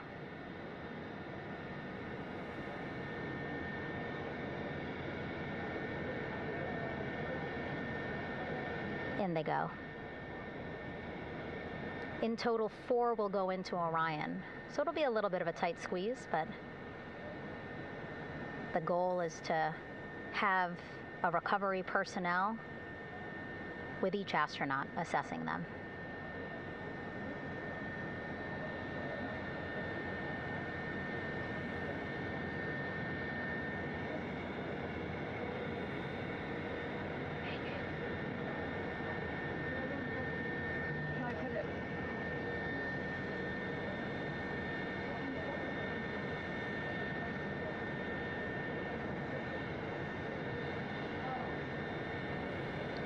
Boat's getting closer now. Again, that one that's right up against Orion, those are the divers that will go in to the spacecraft to check on each of the astronauts. These other boats will begin doing a number of things, putting on that stabilization collar onto Orion, building that front porch. Eventually, they will retrieve the parachutes, as well as tow Orion back to the well deck of the recovery ship here.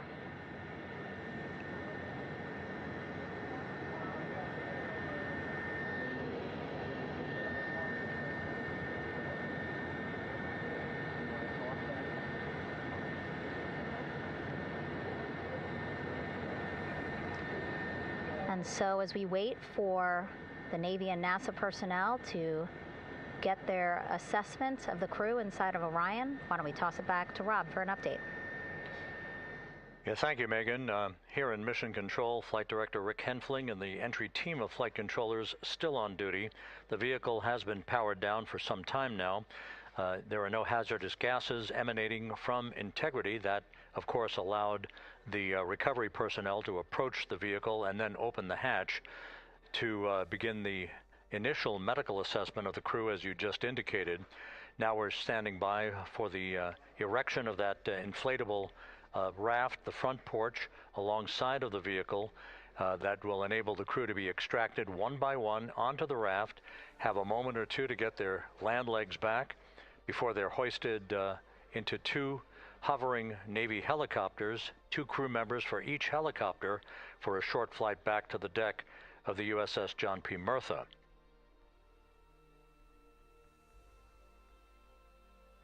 All of Integrity's systems operated flawlessly throughout the course of the approach to the Earth, the entry into the Earth's atmosphere, and all of the key milestones that followed in this high-speed return to Earth for Integrity, a mission that spanned more than 694,000 miles from the vehicle's launch from the Kennedy Space Center atop the Space Launch System back on April 1st.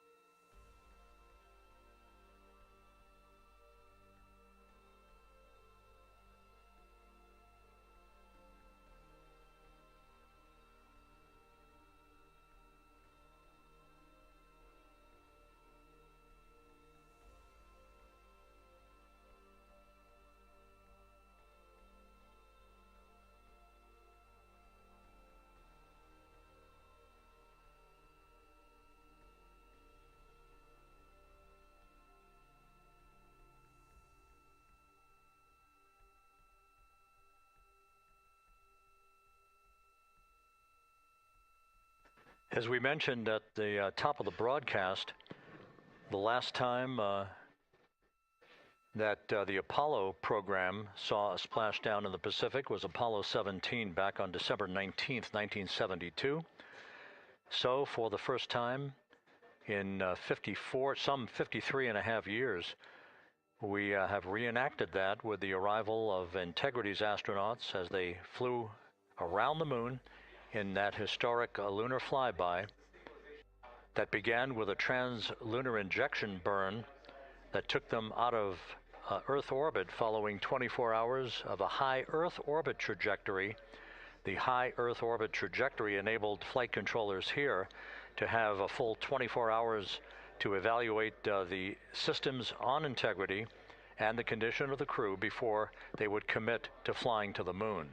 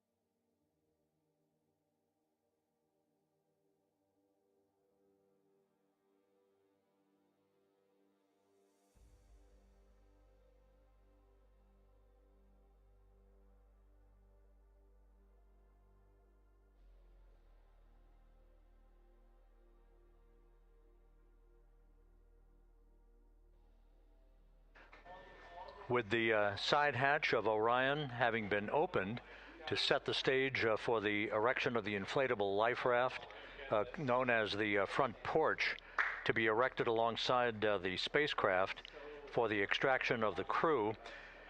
Let's play for you an interview that my colleague Megan Cruz conducted on the USS John P. Murtha with Navy diver First Class David McMahon that explains how this process is unfolding. Okay, Davey, so you and some of your team, one last look over of the stabilization collar, correct? Yes, ma'am. Okay, so what is this stabilization collar? This is what's going to stabilize the capsule out there in the ocean. We don't know how good the weather or the waves will be that day, so this will help prevent any unnecessary occurrences from happening, stabilizing the capsule and the astronauts inside. So basically this is a float that will go around Orion. I'm assuming that what they're doing right now, these are the lines that will attach the collar onto Orion? That is correct. And so what are they doing here? So we've got the lower line that will secure the inflation device before we inflate it. That gives us the go-ahead that it's secure in its space, and then we'll inflate it, and then once that is done, we'll undo all the carabiners and get this orange line on top tied in the same fashion, and then this will be secured to the capsule, and the astronauts can safely take their first steps out of the capsule onto the front porch. Okay, and how long will it take them to set up the stabilization collar? We should definitely be able to handle this in under 10 minutes. Okay, wow. And then you just mentioned the front porch. So basically after they set up this stabilization collar, then they set up what's called the front porch here. That's correct. Okay, and what's the front porch? Front porch is basically a bigger waiting room for the astronauts to sit in while we wait for the helicopters to show up and grab them. Okay, so the medical team that was inside with the crew, they're going to help them out and onto the front porch? That is correct. And then what happens here? We have higher trained medical personnel also on board the front porch that will give them lookovers and just make sure they're okay while we wait for the helicopters to show up. Okay. How does it feel, I mean, your team, you, to be part of a mission that's returning astronauts from the moon in more than 50 years? We all feel extremely honored to be a part of this, as well as a bigger mission for the Navy and joining up with NASA to do great things. Mm-hmm. And do you feel like you and your team are ready? Yes, very ready. Cool. All right, thank you so much. Thank you.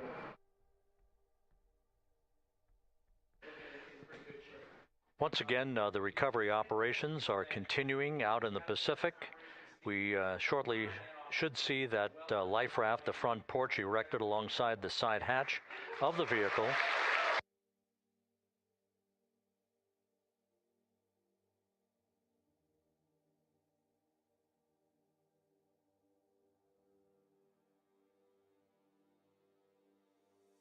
A number of flight controllers have come into the flight control room to receive congratulations from Entry Flight Director Rick Henfling, but we're going to stick with our operations out in the Pacific as we await the extraction of the 4 crew members who are reported to be in excellent condition.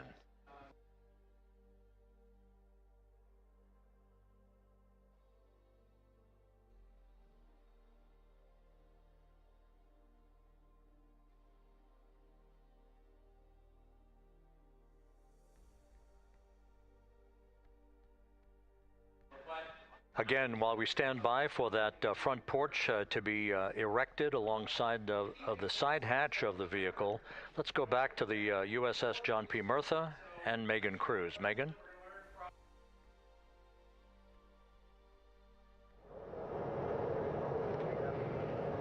Hey, Rob. Pausing now to listen to some internal audio loops. Again, the operations team here on the ship communicating with everyone out on the water. It seems like currents are hindering them a little bit from unfurling and inflating the stabilization collar as well as the front porch. But again, the requirement to get the crew out within 2 hours of splashdown, plenty of time. So no concerns just yet. But as calm as the water looks, yeah, it looks like it's hindering the teams just a tad.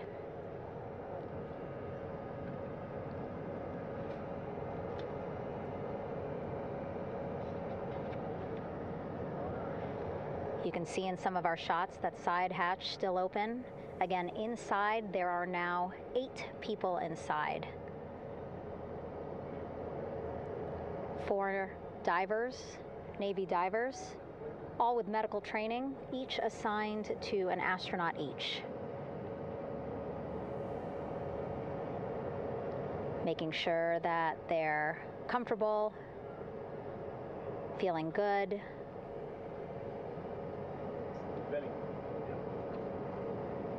As you've heard us say in the broadcast, they expect a little bit of discomfort. Again, these astronauts just traveled back to Earth at 25,000 miles an hour, a nearly 695,000 mile journey around the moon. If you think you get car sick.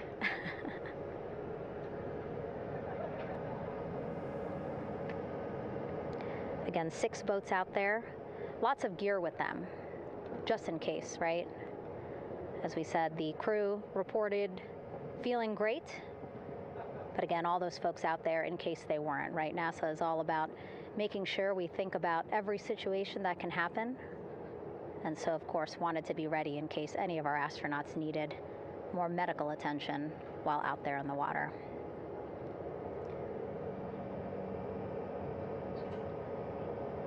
You see now teams again trying to set up the stabilization collar and front porch for the crew to get out of Orion. They need both, right? The stabilization collar will keep Orion from swaying as you see it is doing now.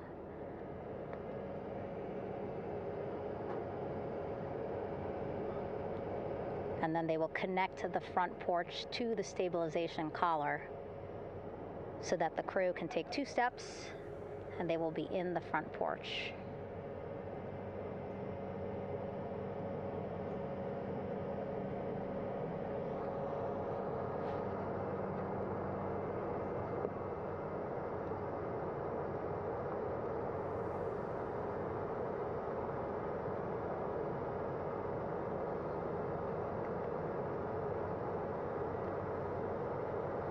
Not a lot of chatter on the mission audio loops. That's a good thing. Again, things proceeding pretty nominally, even if they're fighting some currents out there on the Pacific Ocean.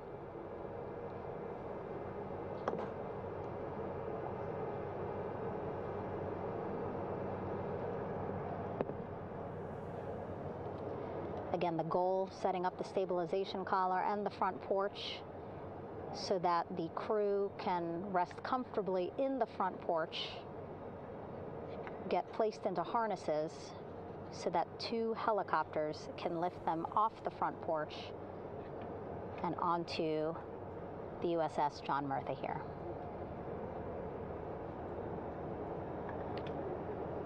The helicopters are going to take turns picking up an astronaut. So again, Helo 1 and Helo 2.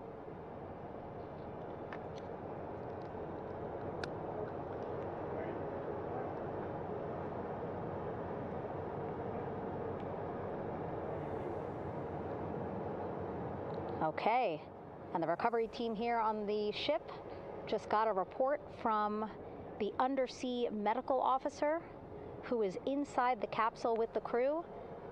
He is reporting all 4 members are green. All of our 4 astronauts, Reed, Victor, Christina, Jeremy, green, meaning they are feeling great, not the complexion of their skin. They are feeling great, happy to be home, and ready to be extracted as soon as possible.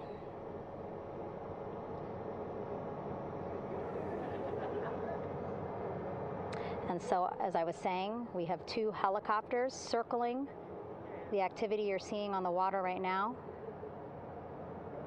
Each will take turns picking up an astronaut. So Helo 1 will come on in, hover above the front porch, about 40 feet above the front porch. A Navy recovery specialist will be hoisted down into the front porch. The restricted maneuvering doctrine is in effect. We'll connect to the first astronaut, which we're expecting to be Christina. And then Helo 2 comes around, picks up Jeremy, while Helo 1 stays above head, and then Helo 1 will come back in for another astronaut, and then Helo 2 for the last astronaut, and then back to the flight deck here on the recovery ship.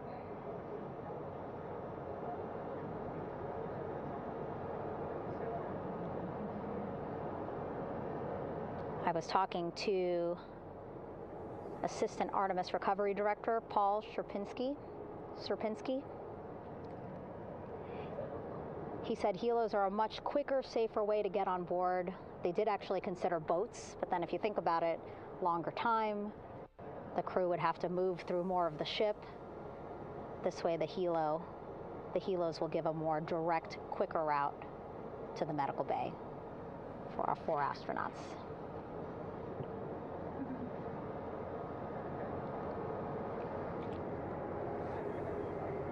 Beautiful shots from our aerial and imagery teams.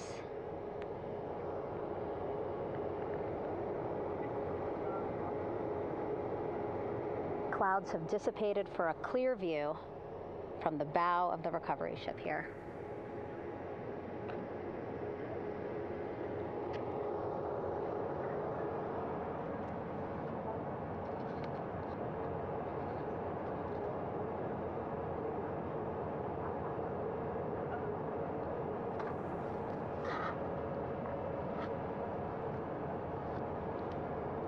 You can still see divers in the water there. Encircling Orion, that is that stabilization collar we've been telling you about.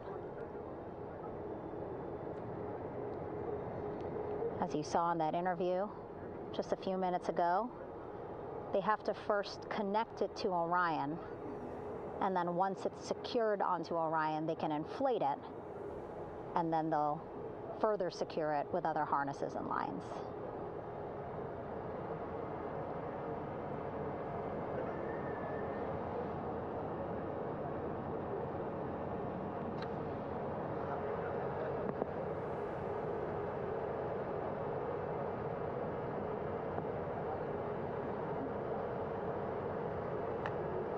About an hour and 10 minutes since splashdown in the Pacific Ocean here.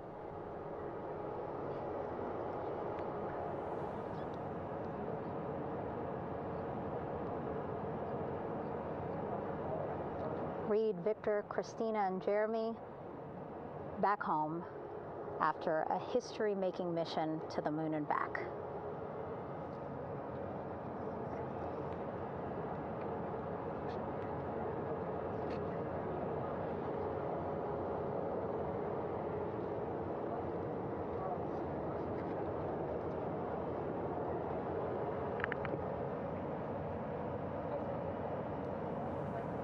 If you missed what we said just a couple of minutes ago, the undersea medical officer inside with the crew in Orion, reporting all 4 crew members feeling great.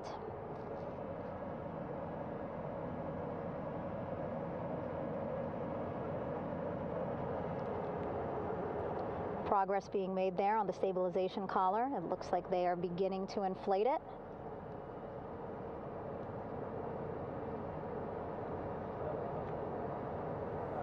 And it looks like they're starting to unfold the front porch in order to get that into the water here shortly and inflate that as well.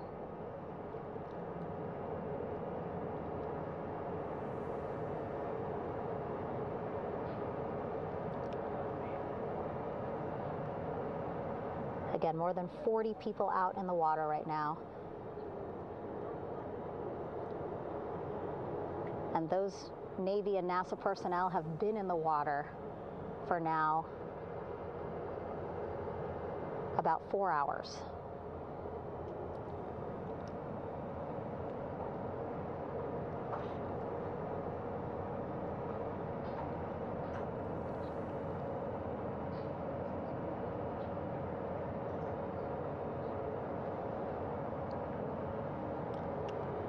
The reason why they had to get out so early is just to stage everything.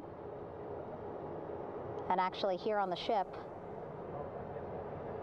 when there are flight operations happening, you can't have anything else, right?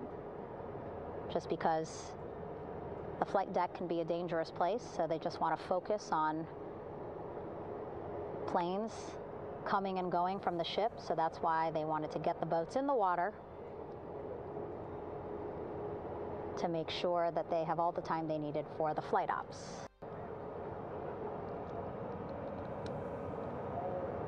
And then the same crew here out in the water, they will stay out in the water for a number of hours after we recover the crew and get them back on the ship, because then they have to recover Orion.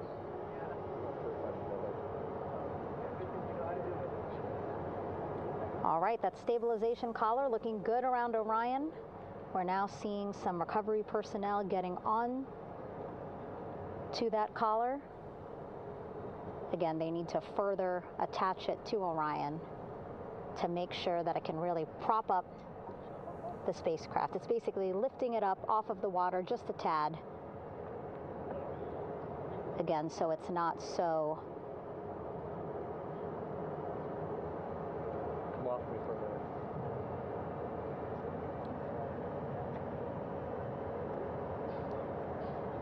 so it doesn't sway so much in the water there.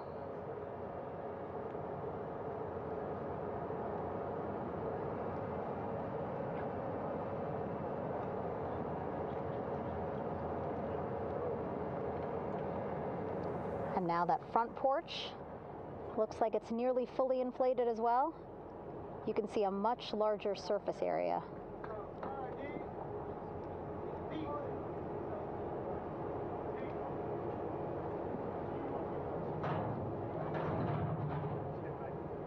And so once the crew get out of Orion, they can stretch their legs a little bit on this front porch, get some fresh air.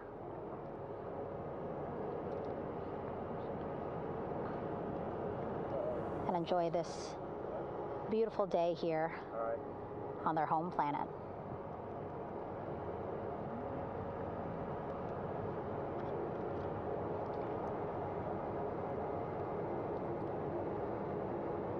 It appears teams now are about to connect the front porch to the stabilization collar.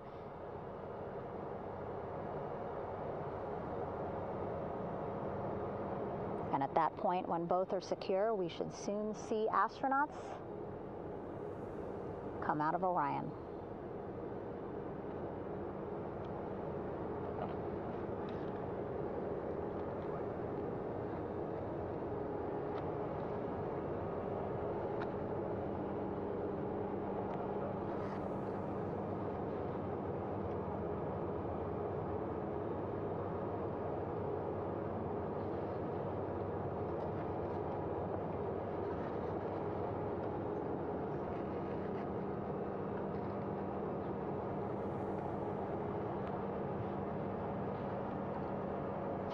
All these views you see also being fed to the Landing Force Operations Center here on the ship. Of course, it is very important for our recovery teams leading the mission to have all the views that you're seeing as well. Again, listening to their communication loop here on the ship. Very quiet, which is a good thing. It means things are going pretty nominally, meaning as expected.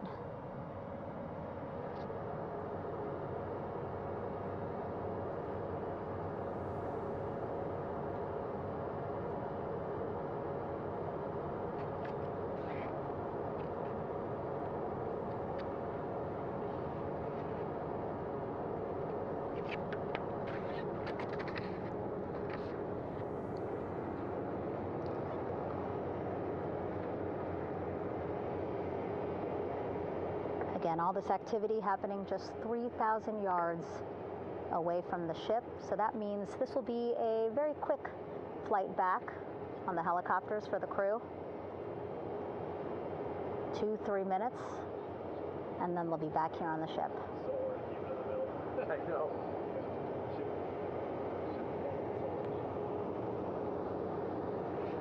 Okay, saw a thumbs up from one of the personnel on the front porch. It looks like they are now getting ready to deploy what they call the Air Rescue Vest, ARV. And so this is the harness that each crew member will get into in order to be hoisted into the helicopters. Again, those helicopters hovering just about 40 feet above the front porch when they're ready to pick up each crew member.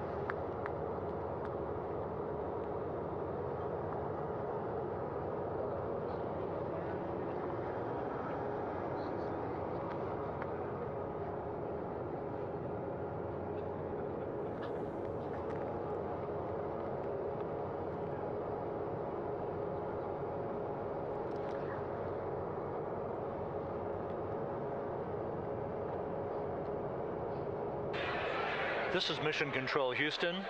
Behind me, a fairly raucous scene as hundreds of flight controllers have poured into the flight control room here. This is reminiscent of the scene after the final shuttle mission of STS-135, although that was the end of a program. This is only the beginning of a program with the textbook splashdown of integrity and its 4 astronauts. We're standing by for the crew to be extracted from the spacecraft. Entry Flight Director Rick Henfling invited all of these flight controllers who have contributed to this mission to enter the flight control room to have an opportunity to receive well wishes and to share the mutual glow that exists in the wake of a textbook mission for integrity. On the front screen here in Mission Control, a sign that says "Welcome Home Integrity," taking humanity back to the moon, going further, and returning safely to Earth. So all of that jubilation, part of the post-splashdown activities, even as we await the crew being extracted from the vehicle to be hoisted onto Navy helicopters for the trip back to the USS John P. Murtha.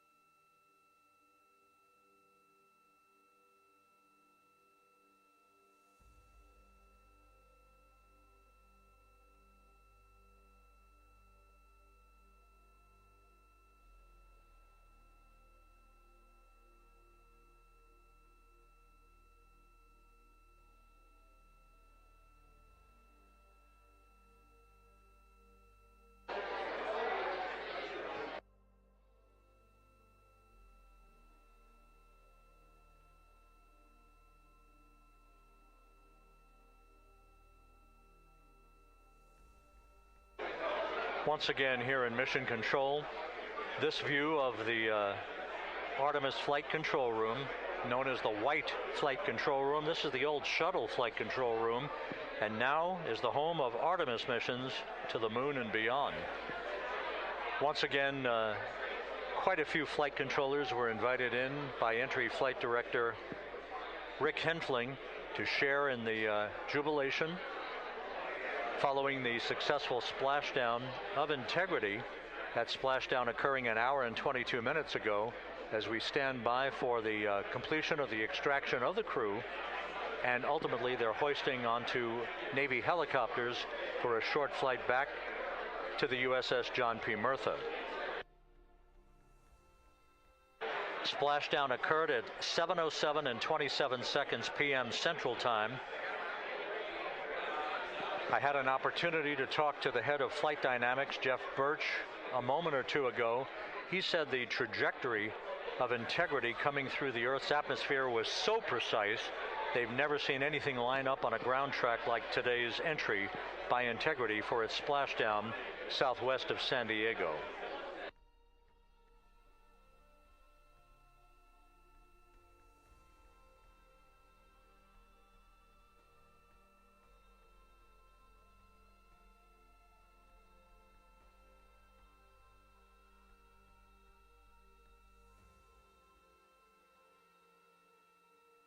And the initial, you can hear it.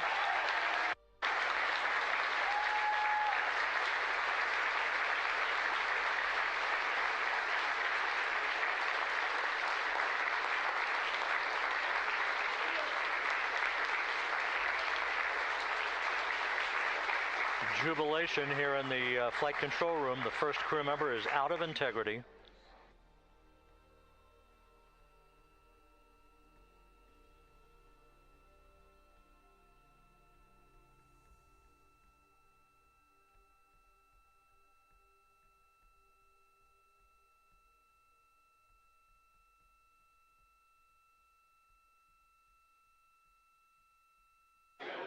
We are expecting the other crew members momentarily to be extracted.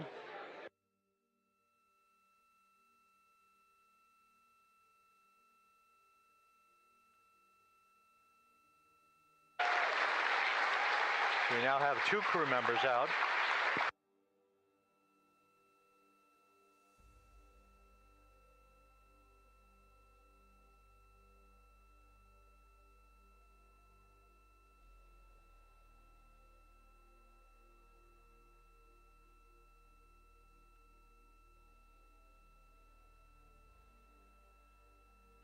Two crew members out, 2 to go.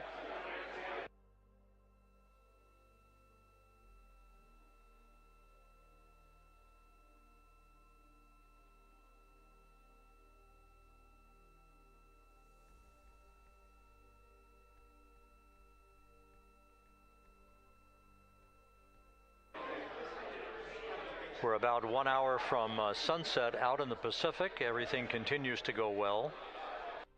Integrity's systems function perfectly during its entry back to Earth. And Reed Wiseman, the commander who will be last out of the vehicle, reported that all the crew members were feeling very well.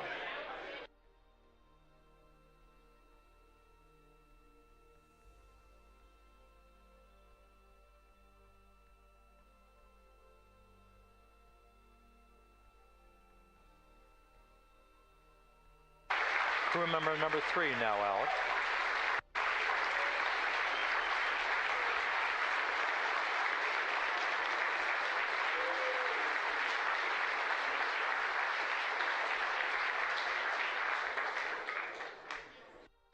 And now standing by for the commander, Reed Wiseman, who will be last out of his ship.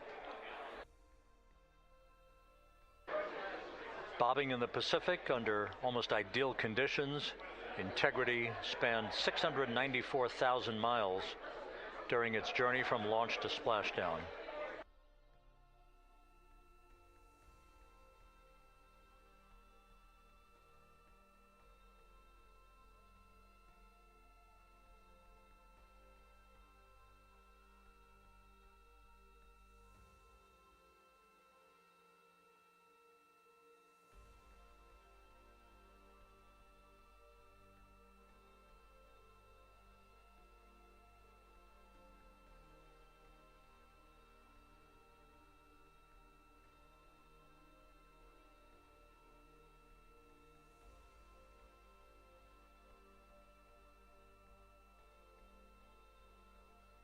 And we now have Reed Wiseman out of the vehicle, all 4 crew members now out of Integrity.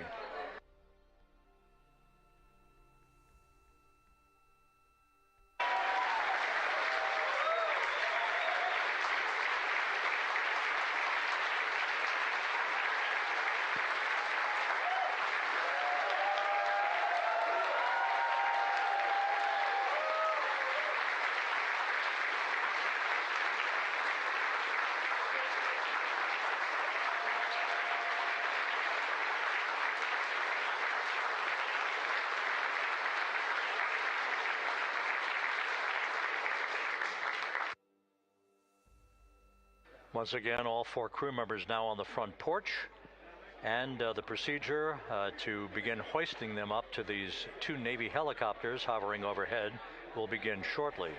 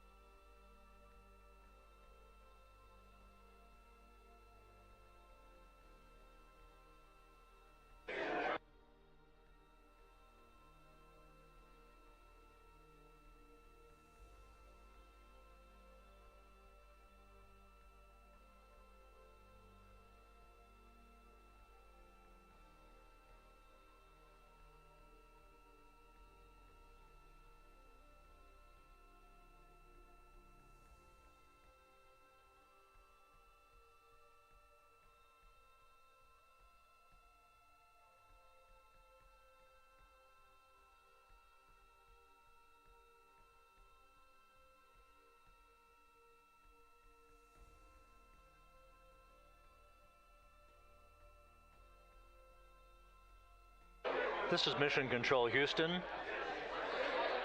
The mission is over, but the melody lingers on as jubilation continues here in the flight control room. We should be expecting NASA's Associate Administrator, Amit Kshatriya, to be joining us shortly for a short interview while the recovery operations continue out in the Pacific. So we'll stand by for that.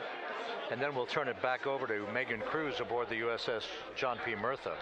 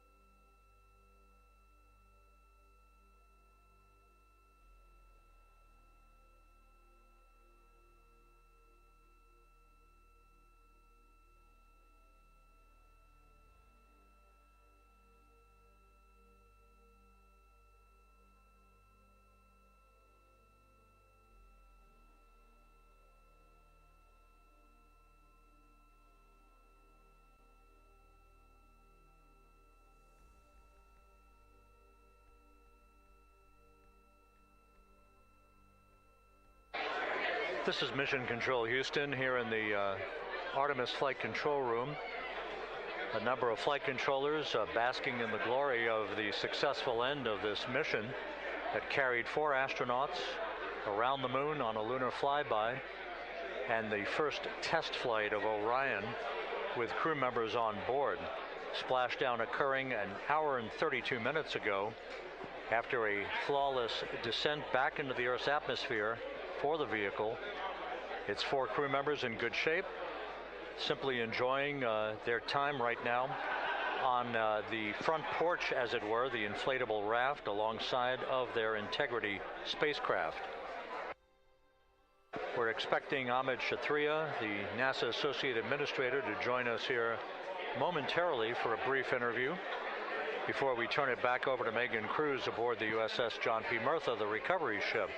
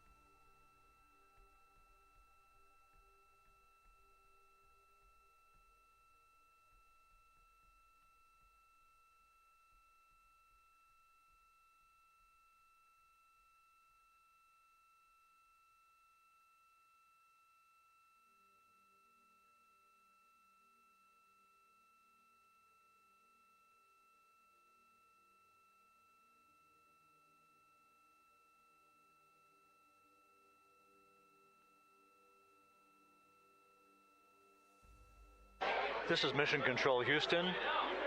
We're about an hour and 34 minutes since the textbook splashdown of integrity in the Pacific to bring home our astronauts. And with us now is Amit Kshatriya, the NASA Associate Administrator. Amit, a little bit of history made tonight, a little bit of history made over the past few weeks.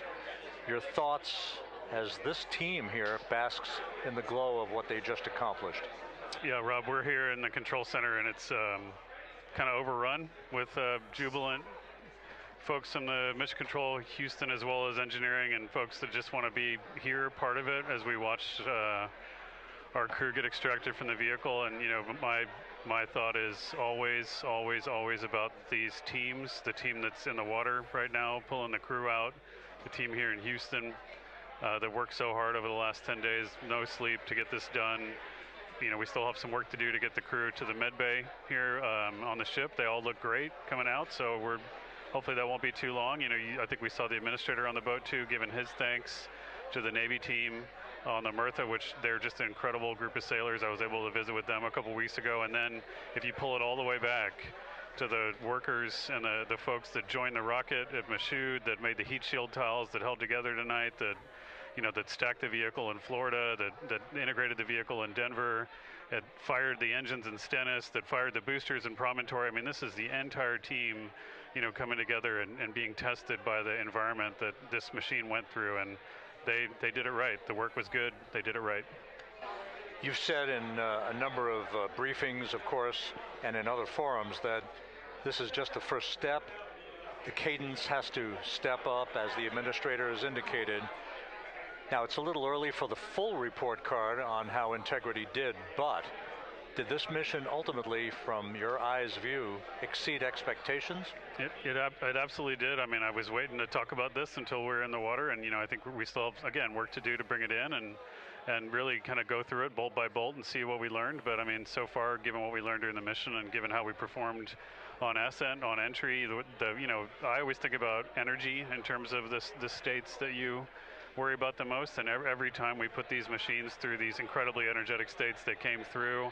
So I'm fairly confident that we made a big step tonight to get us on the path towards the surface. I think the path to the surface is open now. You know, we do have to do all the work, and we'll make sure we talk about that as cleanly as we can. We learned a few things during the mission, but I have to tell you, this was an incredible test of an incredible machine. From an American psyche standpoint, the Empire State Building was lit up red, white, and blue tonight. Our coverage was seen on baseball stadiums around the major leagues. How captivating was this experience for the American people, for the world, in fact, as we returned to the moon? You know, I have not been able to watch a lot of the coverage as we've progressed through the mission. I will tell you, just, you know, from my witness in Florida before launch, and then seeing the people's faces here, and then, you know, reading where I can about how things are going. I think this has been a gift to the world from NASA. NASA has given the world a gift, proving to folks all over the place, especially young people, and that to me is what this is really about. Young people, when they see what we can do when we work together, when we have teams that collaborate, that, you know, it doesn't matter how hard the problems are, we can solve them. I'm hopeful that Artemis II, as folks witness what we were able to do with this incredible crew, this incredible team that we've birthed into the world, scientists and engineers and artists that have been inspired by this. And even if they don't come work in the program, which separately they should come work in the program, because Lord knows we need the help, but even if they don't want to come work in the program, hopefully they grow up to recognize they can do amazing things when they work together and contribute to society and be good citizens and really change the way, you know, the challenges that are coming in the world are overcomable if we work together like this. And one final question.